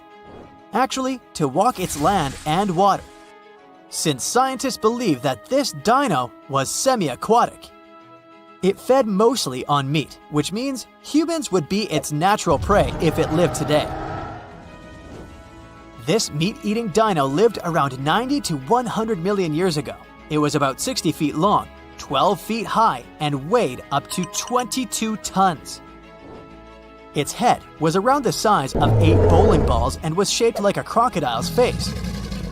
Basically, the Spinosaurus was a big African elephant with the face of a crocodile. Just kidding. But that would look funny though, wouldn't it? A much more attractive dino was this guy. It's considered to be the largest dinosaur that has ever lived on our planet. What made it so big was its extremely long neck and very long tail. You wouldn't want to stand behind this creature, believe me. If it decided to swish its tail, you'd get catapulted very far away. This creature lived around 100 million years ago, and its fossils were first found in Argentina around 2012. The dino measured 120 feet from head to tail, which made it almost as big as an American football field in width. And have I mentioned it weighed almost as much as a space shuttle? A staggering 75 tons. If it had been a carnivore, it would have probably been the greatest predator. But this big guy was a peaceful herbivore that had such a long neck that it could eat leaves from high trees. Cute, right? We must also talk about the Shastasaurus. As the name suggests, this animal is popularly known as the Mount Shasta lizard. Even though it was a marine reptile and probably never set foot on the mountain itself, this dino was usually around 23 feet long, but there was a specific strand of this species that could get as big as 69 feet long, about the size of the great blue whale. This made it the biggest marine reptile to have ever lived, A fun fact about the Shastasaurus is that scientists believe it didn't even have teeth, which means it could only feed on soft-bodied prey, such as squid, for example. The next animal on our list is the blue whale. Believe it or not, the biggest living animal on Earth actually started small. These days, the average mature blue whale can reach up to 100 feet in length and weigh up to 200 tons. That's more or less the weight of 40 elephants put together, or 30 Tyrannosaurus rexes, or 2,670 average-sized people. Blue whales have to eat up to 50 million calories per day to support that body. That's the equivalent of 30,000 Big Macs, just FYI. But blue whales weren't always this big. They actually evolved from a four-legged mammal that lived on Earth around 48 million years ago. Their ancestor was called Pachycetus, and it was only 6 feet long. Here's a fun fact. To be able to live in the water as one does today, the blue whale had to go through some intense adaptations. A blue whale can replace up to 80 to 90% of oxygen in its lungs each time it takes a breath. A human replaces only up to 15% for comparison. It allows these animals to dive for up to 1 hour at a time, down to a staggering depth of 330 feet. Elephants were bound to make the list. Elephants are currently the largest land animals on Earth. They can grow to be about 13 feet tall and weigh up to 7 tons. That's pretty small if we compare it to the other animals that once lived on Earth, right? But if we placed a 6-foot-tall human next to an elephant, we'll see it's not at all that small. African elephants are bigger than their close relatives, Asian elephants, and they have a similar lifespan to humans, up to 70 years. Pokemon might have made us collectively wish that salamanders were real-life dragons, although they're not. They can still be pretty cool, though. There's a giant species of salamander that is known to be the largest living amphibian.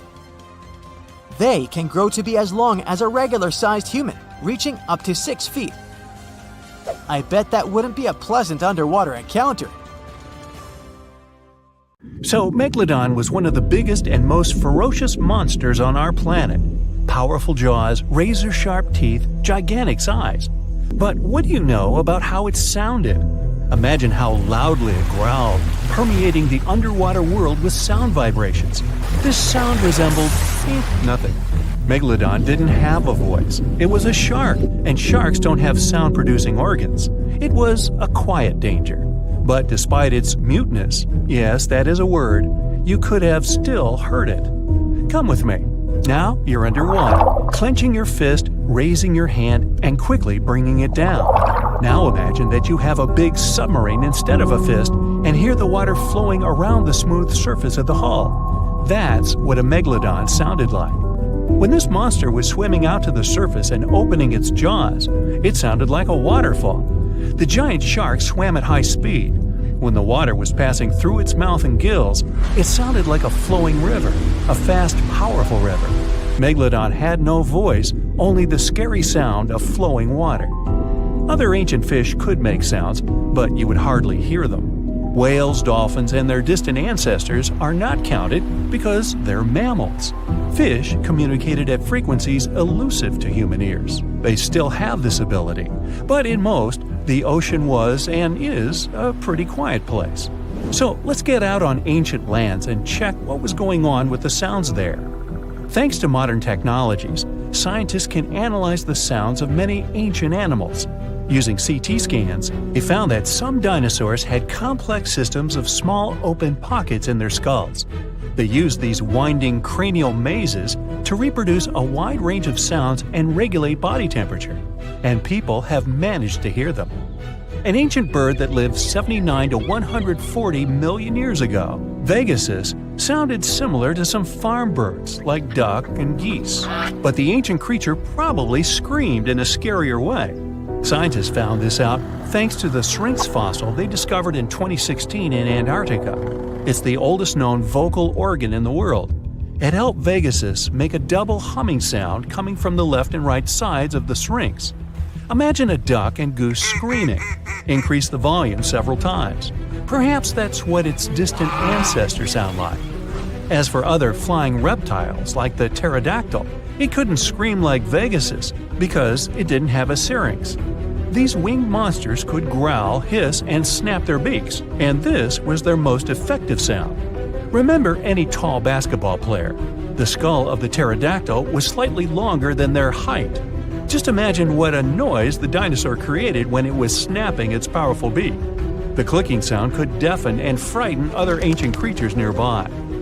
Now, you probably know what a Tyrannosaurus sounds like, thanks to the movies. Among thousands of others, you'll recognize this prolonged roar similar to a chainsaw, vacuum cleaner, and horn. And, honestly, its roar has a lot in common with the natural sounds that this monster could make. Thanks to modern technologies and well-preserved remains, scientists managed to simulate the voice of these ancient animals. Imagine you're uploading data about a T-Rex into a program and preparing to hear an intimidating roar. You press play, and it sounds like a beat. Tyrannosaurus rex's scream was similar to birds, not mammals. But it wasn't just a beat. It used nostrils to scream, not a mouth. The hum came from the chest and resembled a siren with low bass. Maybe it sounded a lot more intimidating than what we saw in the movies. It was louder than all the trumpets of the symphony orchestra, and it did it only with the help of its nose.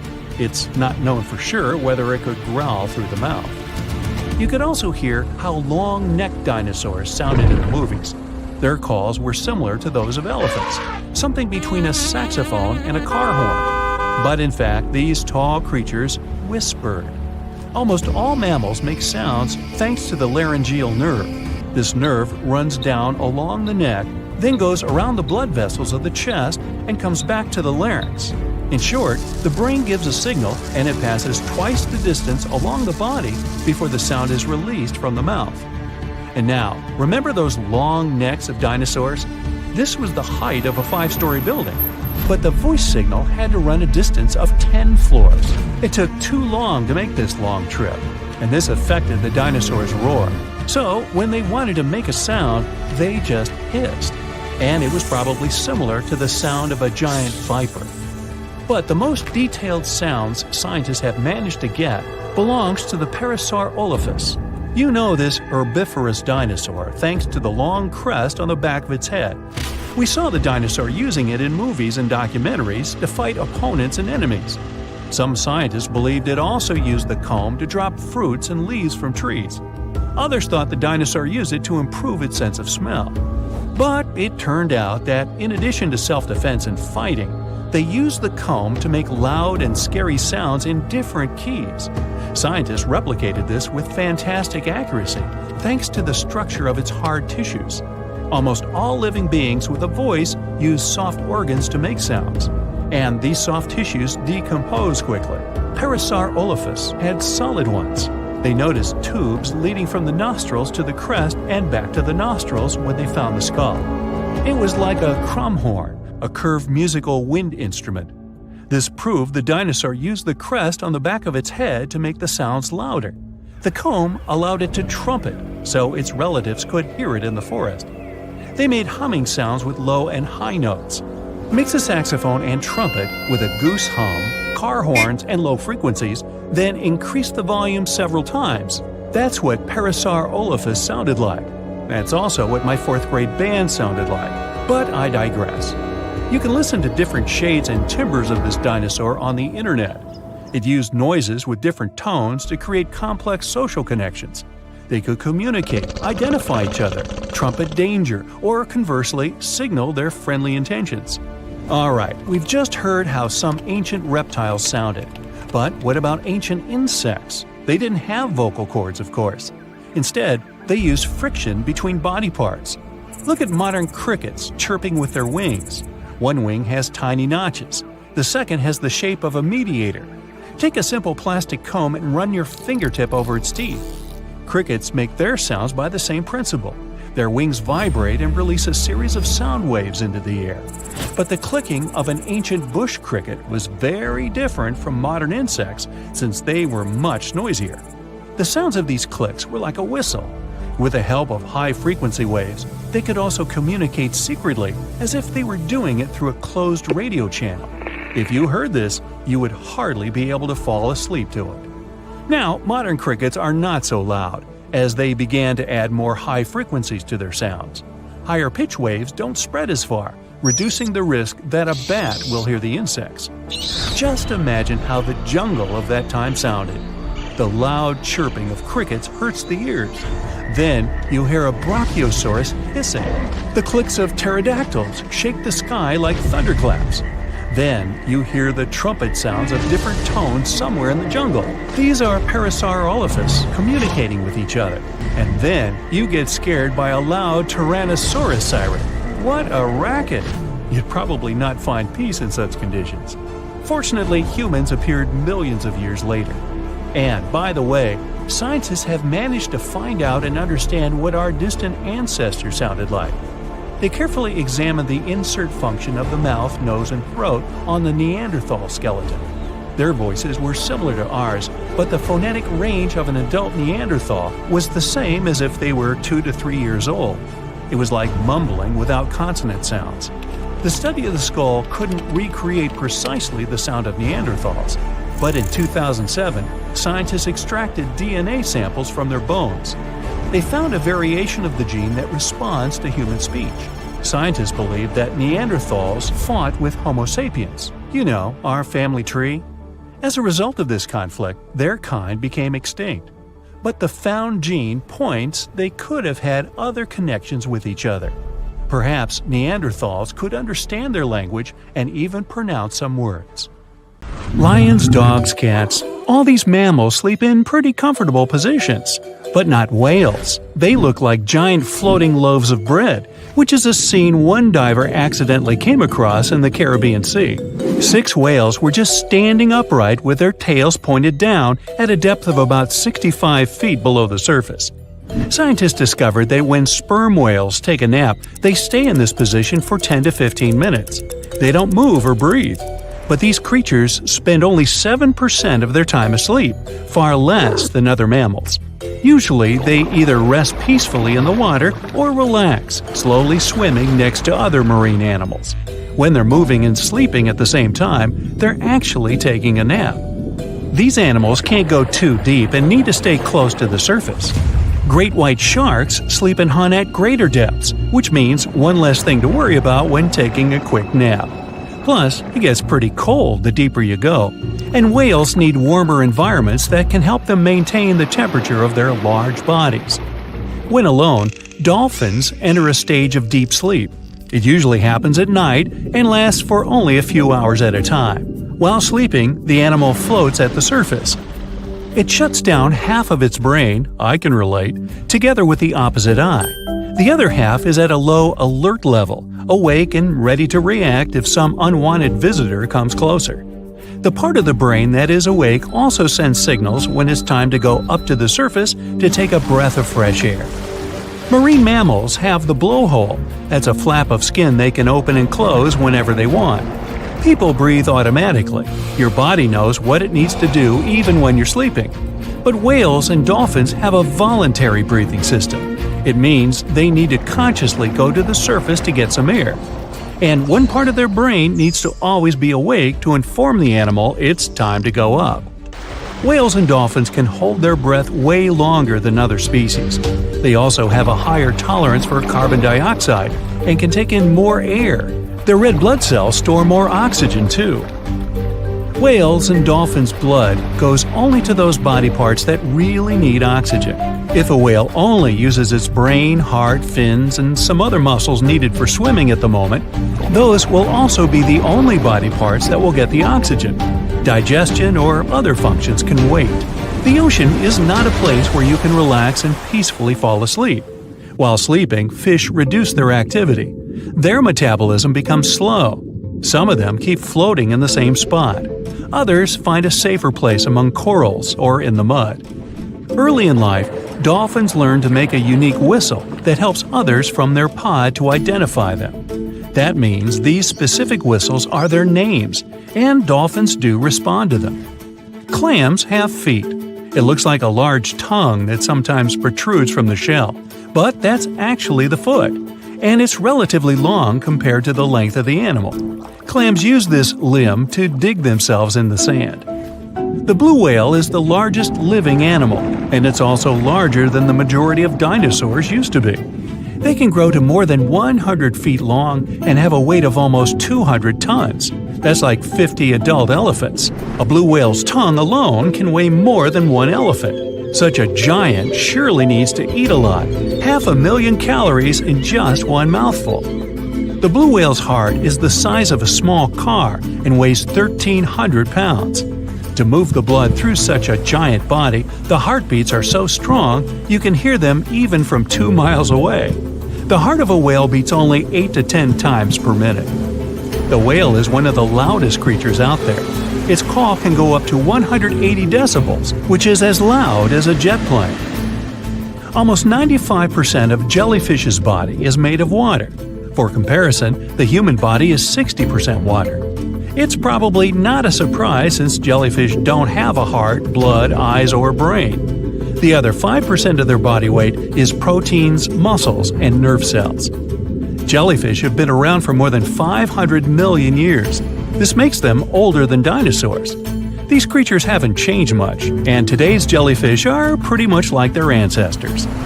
These creatures live in the ocean, but in 1991, more than 2,000 jellyfish polyps were taken into space. Scientists wanted to see how they would react in the environment with no gravity. The jellyfish reproduced and created 60,000 new polyps, but unfortunately, those couldn't function normally after getting back to Earth. One species of jellyfish can literally live forever. As it grows older, the critter goes down to the seafloor to become a polyp again, and that polyp turns into a new jellyfish with the same genetics.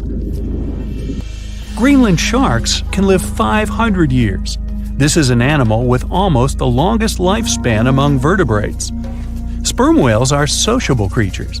They spend their life surrounded by their family. These animals support one another and have close friends they remember well, even if they don't see each other for a long time. Electric eels have small eyes that are not so effective in environments with no light, so they mostly rely on their electric organs. Those consist of 6,000 cells. Eels use them to stow power, similar to batteries. These creatures use electricity like bats use their radars or dolphins their sonar. An eel can also produce enough electricity to power a panel of light bulbs. There's a small tropical archer fish that can learn to recognize human faces. This fish has an interesting ability to spit small jets of water from its mouth. Researchers showed the fish the image of two different faces placed side by side. One was unknown and the other was familiar. The fish was supposed to spit water at the familiar one. The creature took the right guess more than 80% of the time. Every year in the winter, great white sharks that live along the California coastline disappear. It feels as if they take a vacation for 30 to 40 days. The animals go to a point halfway between Hawaii and Mexico. They might do it to get some food, relax, or hang out with their buddies from other areas. The spot is now called the Whale Shark Cafe. Some types of sharks, like makos, whale sharks, or white sharks, breathe in a very specific way. It requires them to swim all the time. They also need to move quickly and with their mouth open. This way, the oxygen can enter and reach their gills. Sea sponges are some of the most primitive animals. They're immobile, don't have a mouth, eyes, bones, brain, heart, lungs, or any other organ whatsoever. And still, they're alive. There's such a thing as a sea unicorn. That's an animal called the narwhal. Its horn is actually a tooth that can grow up to 10 feet long. Manatees, also known as sea cows, are distant relatives of elephants. Their weight can go up to 1,000 pounds. These creatures are vegetarian and need to eat around 10% of their total weight on a daily basis. That's lots of sea salad. In some cases, manatees share space with alligators, but they get along pretty well. You can even find a photo from Florida where an alligator rides a manatee's back. Frogfish have special fins that help these creatures walk along the sand. They're very useful in shallow waters. A ghost pipefish is hard to see, but once you spot it, you're bound to get really surprised. Its head makes up over 40% of its body. Crabs don't feel like wasting time on such formalities as putting foods in their mouth. That's why they taste it with their feet, which is where their taste buds are. Marine iguanas are the only lizards on our planet that like spending time in the ocean, even though they mainly live on land. They're herbivores that feed in shallow waters and swim like snakes. Iguanas use their long claws to hold on to the bottom when they need to graze. Green turtles can cross over 1,400 miles when migrating. They try to find the perfect spot to lay their eggs. Penguins sort of fly when they're underwater, reaching a speed of 25 miles per hour. More than 5 million years ago, I've heard, I wasn't around then, deep-sea worms and humans had a common ancestor. So we still share 70% of our genes with these creatures, and with sea stars, squid, and octopuses. The ocean covers over 70% of our planet, and over 80% of it is unexplored. More than 1 million species live there. But there are not only animals, 3 million shipwrecks are lying all over the ocean floor, hiding mysterious stories. Many of them are yet to be discovered.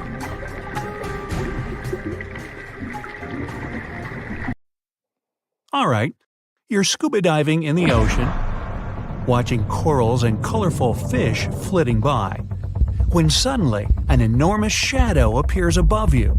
You look up and see a massive creature approaching you, its mouth a gaping abyss. Relax, just stay still and you'll be fine. This leviathan is a basking shark, one of the scary sea monsters that isn't really capable of doing harm to anyone. Basking sharks are filter feeders, just like baleen whales. They open their large mouths to swallow plankton, and don't even have teeth.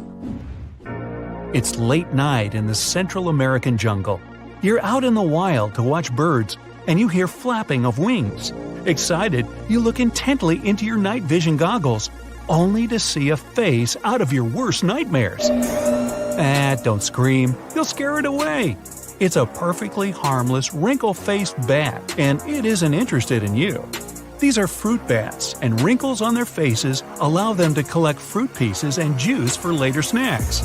By the way, their Latin name, Centuro senex, was given to them for their semblance to 100-year-old humans. Walking around a Nepali National Park and deciding to wash your face in the river nearby, you freeze in terror. A crocodile is looking straight at you from no more than a few feet's distance. Then, it raises its snout above the water, and you exhale in relief. It's a gharial. These reptiles have long and narrow snouts that allow them to efficiently catch fish and, at the same time, prohibiting them from hunting any other prey. While still carnivores, gharials are pretty shy and will slither away at the sight of humans. Right now, there are no more than 1,000 of these crocodilians in the whole world, so let it go. Especially if it's a girl gharial. You dig your garden in the backyard and notice something moving on your shovel. You take a closer look and drop the tool in horror. A small creature looking like a hostile alien is scurrying away into some burrow in the ground. No worries. It's just a star-nosed mole. These critters have peculiar snouts that look like they've been blown up from within. Their eyes are small and weak, so the star on their nose helps them a lot to move around and seek food. It's always on the move, touching everything it can reach as if the tendrils were tiny fingers. Oh, you're bathing in the ocean again. Well, look to your right, there's a real toothed shark going right at you. Nah, don't panic. It's just a sand tiger shark. Neither a sand nor a tiger one, it's a vulnerable fish-eating shark that slowly swims in the seas and chases its prey from time to time. There have been no reports of it ever attacking humans, but it still has rows of sharp teeth, so don't try to touch it just in case. It may seem placid, but you don't want it to get a bite out of you, do you? Okay, from ocean to desert, you're in Australia and longing for some water. You see a likely spot and start digging the ground only to stumble upon a creature straight from the depths of neither, all covered in thorns. It eyes you suspiciously and slinks away because it's just a thorny devil. Despite its ominous name, this lizard is harmless to humans. Horn-like bumps on its skin are for protection from predators and birds of prey. The thorns are hard, but as long as you don't touch them, you're fine. Now, if you have arachnophobia, it won't calm you down. But tailless whip scorpions you might meet in North and South America, as well as Asia and Africa, are more afraid of you than you are of them. Tell yourself that. These nightmarish creatures don't have stingers and won't even bite when threatened. The worst they could do, and only if you corner them, why would you do that, is prick you with their front legs, leaving tiny puncture marks on your finger. Many people even keep them as pets, and they're quite affectionate toward their owners. Yeah. If you ever stumble upon a burrow from which a hairless, big-toothed creature is peeking at you, just don't mind it and let it be. Naked mole rats are the sphinx cats among rodents.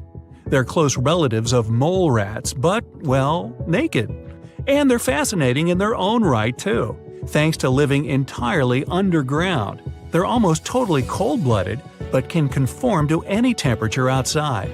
And their flappy, wrinkled skin doesn't feel any pain at all. So pins and prickles, as well as sharp teeth, don't scare naked mole rats. You're once again lost in the jungle, this time on Madagascar. Poor you. The night has fallen, and you seek shelter. But when you think you've found a suitable tree to build a lean-to, you freeze in terror. A black, long-fingered hand appears on a tree branch right above you, and two huge yellow eyes are staring you down. Then you see a shaggy face and realize it's just a lemur, an aye-aye more precisely. This creature is native to Madagascar and only goes out at night, so you're lucky to see it. It fulfills a role of a woodpecker in tropical forests. It knocks on tree trunks to find bugs and uses its long, wizened fingers to reach inside. Tired of being scared, you seek your way home, but your horrors aren't over yet. There's a big red and white snake across your path. It hisses and lies in wait for you to move. You know it's a coral snake, a really dangerous, venomous kind. You stop in your tracks, and only when it finally slithers away, you realize it was actually a milk snake. They often mimic venomous ones, not only coral snakes, to protect themselves from predators. Still, if you're not a snake expert, it's always best to stay away.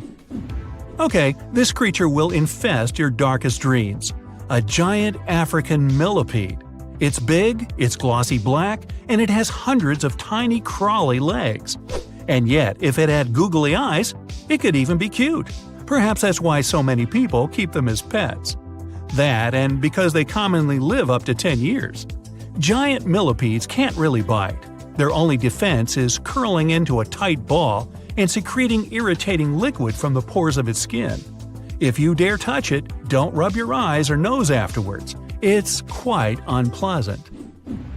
Goliath bird eater is another popular pet creepy crawler. It isn't dangerous for humans, despite it looking like your worst nightmare. This is one of the largest spiders in the world, and as its name implies, it sometimes hunts small birds for food. But they aren't part of its regular diet. The spider prefers worms and amphibians. Make sure you don't frighten it though. It can still bite or release hairs in self-defense. The bite is similar to a wasp sting, and hairs can cause severe irritation on your skin. But mostly, this gentle giant is just shy and will crawl away at the sight of you. Oh dear, there's another snake approaching you, and fast. You're about to turn and run when you see a hulking 8-legged form cutting into the snake's path and leaping on it. It's another arachnid, and it looks even more terrifying than the snake. It's a camel spider. Not really a spider, nor a scorpion. These creatures belong to a separate family. They became the stuff of many urban legends, but in fact, they don't even have any venom. Sure, they can bite, and their jaws are pretty powerful, but camel spiders can't do much more to a human than just bite. They hide in the sand and burrow to leap on unsuspecting lizards, invertebrates, and yes, even snakes. And now, picture a pill bug. Not exactly a beauty, but since it's small, it's okay. But what if it were 10 times as large? No, definitely not okay. Still, such a creature exists, and it's a giant isopod. Thankfully, it lurks in deep, dark, and cold waters, so it won't ever come up in your backyard. Giant isopods grow to such enormous size because of something called deep-sea gigantism.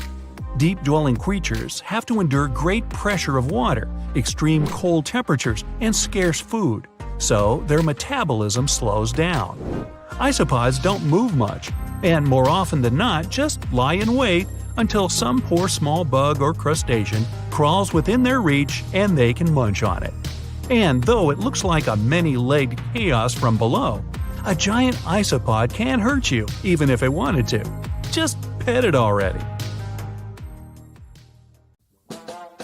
Now, one of the most common animal myths is that mice love cheese. It popped out a long time ago, probably as early as when people started storing food. Since mice are regular visitors to human homes, they were constantly looking for food they could eat. People used to store grains in glass jars. They also kept their meat hanging up high. But they'd lay the cheese on the shelf, which was an easy target for all the unwelcome pantry visitors like mice. So they ate it because they couldn't reach anything better.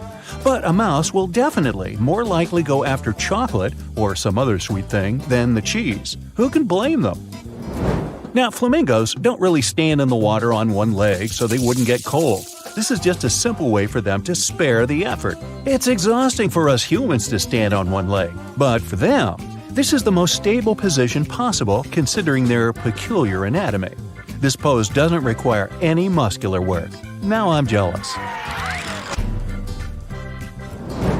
One of the most widespread and oldest myths out there is that ostriches hide their heads in the ground every time they're scared.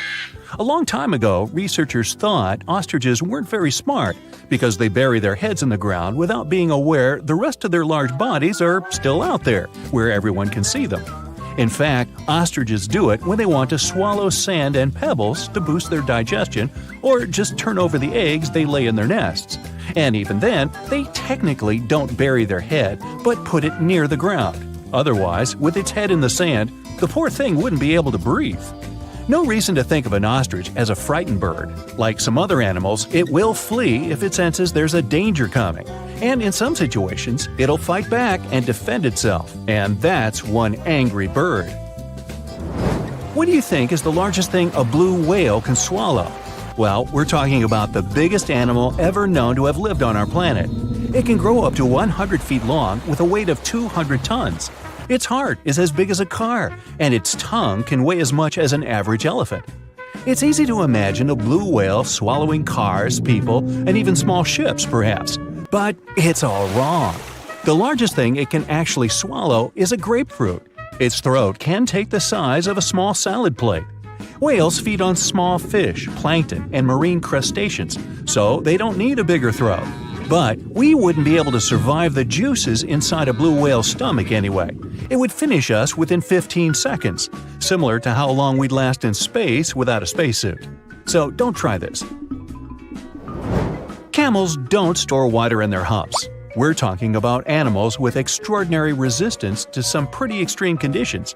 They can survive even when drinking water only every 8 to 10 days. But not because they have a secret stash on their back. It's because, when they have a chance to drink, they will swallow 50 gallons of water at one sitting. They mostly use it to replenish 30% of their total body weight, an amount they can lose by dehydration. So, they lose a lot of water but quickly regain it. Their humps are where they deposit fat, but it's not for producing water. The oxygen camels would need to inhale would cause them to lose too much water because it would evaporate through their lungs. That's why they use fat as a nutritional source for energy. This helps them survive in arid regions and times of scarcity. Now, it's a myth that anteaters vacuum ants using their noses. They don't go around looking for ants and hoovering them through their long snouts. Anteaters have very long tongues. Giant anteaters have tongues that go up to 2 feet long. It's the shape of a strand of spaghetti and covered in spiny hooks and sticky saliva that traps ants, up to 160 times in a minute, which means they eat up to 20,000 insects in a single day. That's a lot of bugs. They open anthills using their claws and then do the rest of the work with the tongue. They don't have teeth, so they only swallow all the insects they catch. Movies might have given you a false sense of security when it comes to dinos. Nope, standing very, very still couldn't save you from a raging T-Rex coming after you. It's a myth. The Dino King had bad vision. These beasts may have seen better than modern-day raptors. They had excellent depth perception, something present in today's animals such as eagles and hawks. Even if, by some miracle, the Dino King can't see you or thinks you're just a small tree or some other object because you're standing so still, they had a pretty good sense of smell. So, the better option would be to run because the T-Rex is not as fast as scientists used to think, up to 33 miles per hour. Considering their anatomy, they could move at a speed of 12 miles per hour. Anything faster than that would have caused serious bone damage. But this didn't stop them from ruling the animal world because there were plenty of dinosaurs way slower than them, so they didn't have to worry about food. Another misconception states that owls can spin their heads, neither more nor less than 360 degrees. Their head spinning does have its limit, 270 degrees in one direction. Since they can turn 270 degrees to the left and right, owls have a 540-degree range of motion. Don't worry, if you touch a butterfly's wings, the animal won't lose its ability to fly. It will survive, despite the common myth that says the opposite. Butterfly wings have scales. When you touch them, some scales might shed off, but it's not a bad thing, because they shed off naturally too. Because of sheddable scales, they can escape more easily if they get stuck and trapped in spider webs. Now, the next myth has inspired many movies, books, and TV series scenarios, but no, wolves don't howl at the moon. They typically howl at night, true, but because that's the period of time when they're most active. They'll also look up while howling since this helps the sound travel. That way, other wolves will hear them from around 6 to 7 miles away. And that's why they howl in the first place, to communicate with each other. They make specific sounds for a certain situation. For example, to help a wolf that lost its pack find its way home. The moon just happened to accidentally be there while wolves were communicating. Okay, giraffes only need 30 minutes of sleep a day. That's another myth. They sleep about 4.5 hours daily. It's not that unusual for animal species that are most active during daylight. Studies also showed giraffes usually lay down to sleep for less than 11 minutes at a time. Many people believe moles are blind. These small, burrowing mammals actually can see. It's just their vision is really poor and only adapted to recognize light. They're also colorblind. When they're searching for food and navigating the dark underground, these creatures mostly rely on their touch and sense of smell. Now, their sense of touch is sharp, which is why moles can feel nearby vibrations of activity. This helps them avoid danger or find their next meal more easily, like millipedes, worms, centipedes, and other invertebrates. Yum! They're really fast at digging and can dig a couple of inches per minute. In the winter, animals hibernate, not because it's too cold for them to be outside, but because there isn't enough food during that period. When an animal is in hibernation, its heart rate, body temperature, breathing, and other metabolic activities slow down significantly. That's how they conserve energy. Chipmunks, bats, turtles, snakes, they all hibernate during the winter, which saves them energy for other seasons when they get more active and are capable of getting more food. I'd say bears too, but they're not the true hibernators. If you try waking one up during the winter when you believe the animal is sleeping, you might end up having a bad time. Now, they do slow down, which means they sleep for extended periods of time. They're still not asleep for the entire winter season, and you can easily wake them during their sleep, so let's not. Now, don't believe myths. Earwigs won't lay eggs in your ears. Yup, despite their name, they're not that interested in your ears. Well, at least there's no evidence they'd want to go there. They prefer to spend their time in dark, moist places, such as under tree bark or in soil. So, your ears are off the hook. Psst, run! Really, it's not safe out there. There's a saber-toothed tiger lurking around. You better be careful. What are you doing? Don't peek. Okay, just one little peek. How's this possible, you ask? That's because you're in virtual reality, of course. These cool but very dangerous-looking big cats were alive during the last ice age. What if they decided to show up at your doorstep out of nowhere? Knock knock, a saber-toothed tiger is waiting for you to buy its cookies. Meanwhile, the coelacanth, this massive-looking fish, comes from a lineage that's been around for over 300 million years. We thought they didn't exist anymore until 1938, that is, when a live coelacanth was found again. Since then, they've been roaming the waters of the east coast of Africa and the waters of Sulawesi, Indonesia. Man, I wouldn't want to go for a swim and meet one of these fellas face to face. Their jaw has an intercranial joint, which means their mouth opens up by a lot. This is so they can eat large prey, like me. Not good. They're huge, too. Imagine a fish that's as long as you're tall and weighing as much as an average human. The takahe, a flightless bird, was thought to be gone in the year 1898. They're very cute, small and multicolored, usually not taller than your knee. But picture this. You're out for a hike in the Murchison Mountains. Looking around, you spot the bird you thought was extinct. But there they are, as happy as ever, surviving and chilling. Whole colonies of takahes was indeed found just 50 years after they were pronounced extinct. Good job, tiny little birds. A singing dog. Ever heard of those? Riley does sing sometimes when he's bored or hungry, but these are real performers. New Guinea singing dogs. They've been only recently discovered again in the wild for the first time in 50 years. Still, they were never completely extinct to begin with. New Guineans made sure they were safe next to them. But in the wild? Very rare and hard to catch a sight of. Look, there goes one. The New Guinea singing dogs are called so because of their famous high-pitched singing. They sometimes sing together, too. A dog choir of sorts, where they all howl together. I bet they sing better than I do in the shower. Not going far from this area, we have bats, but these ones are sort of different. You see, their ears are enormous. I guess that's why they're called the New Guinea big-eared bats. Clever. The species was found again when one of them was accidentally caught in a bat trap. Until then, I guess they were playing hide-and-seek with us, because up till 1890, they had been thought to be gone. They're still not out of the danger zone because of habitat loss. Imagine you discover a fossil of a species you thought had been extinct for a long time, yet 2 years later, a whole living group of said species is found. Well, this is exactly what happened in 1977 with the Majorcan midwife toad. It's sort of brownish in color with darker brown that makes up its skin spots. Other than that, it's just a small toad with googly eyes. The group of live toads was found close to where the fossil was, on the island of Majorca. There aren't many of them left, about 500 in fact, and as of right now, they're declared vulnerable by the International Union for Conservation of Nature. Now, are you a fan of tortoises? You will be when you take a look at this huge beauty. It's called the Ferdinanda Island Galapagos tortoise. It hasn't been seen since 1906, but on February 17, 2019, we were finally able to look at one of these beautiful creatures.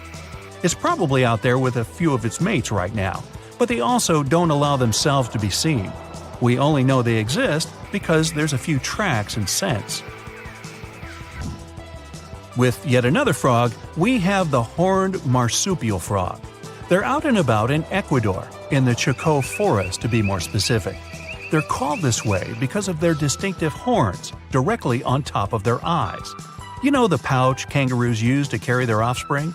Well, the female horned marsupial frog also has that, except it's on the back, so it acts as sort of a backpack. They develop their embryos there, and when they're ready to come out, They hatch as complete infants, unlike regular frogs where they start out as tadpoles. One more toad, the starry night toad or harlequin toad. They're black and covered with loads of white spots all over them. Lost for 30 years, it was discovered back in 2019. Picture them as big bodyguards, water bodyguards to be exact. Oh, that's a very big toad on your screen. Well, for the Arhuaco people, that's exactly what they are, guardians of water. They also have their own name for them, Guna. Sounds like a cheese. When scientists found them yet again, they came across 30 of these little creatures, but initially, they were expecting only one. Well, what a nice surprise. Here's a tiger for you, although it doesn't quite look like your typical tiger. It's called the Tasmanian tiger, and it seemingly disappeared since 1936. But then, out of nowhere, people started seeing them out there in the wild just 5 years ago in 2016. They sort of resemble dogs more than tigers, or a fox maybe. Just take a look at its muzzle. Maybe even a mix of both. Then, a few others started popping up too. And if you happen to think you're seeing one right in front of you, but you're not quite sure, check if they've got stripes on their back. They're definitely out there, but still technically marked as extinct by the IUCN. Okay, picture a horse that looks straight out of a movie scene. Tiny, gorgeous fur, very well behaved. It's tiny, but it's not a pony. It's a Caspian horse. They have an interesting backstory to them. They were discovered by Louise Leyland, who got married to an aristocrat in 1957. Having moved to Tehran, Iran, she didn't quite like how the horses behaved there, so she took matters into her own hands. She took a few people with her, and off they went to the Caspian Sea mountain. And in there, they found 3 of these beautiful tiny little horses. Well, that's how the story goes. Coming up next, a possum that was found in an unexpected place. Guess where? You have 3 options to pick from: hiding in a ski resort, in the Australian outback, or in someone's apartment in the bathroom. Which one do you choose? You have 3 seconds. The right answer is a ski resort. Yes, this possum is called the mountain pygmy possum, and it's originating from Australia. So far, there are 3 different living populations of this tiny possum, but it was believed to be extinct until just 1966. There are fewer than 100 of them, so the IUCN has marked them as critically endangered. Also from Australia is the night parrot, an absolute delight to birdwatchers.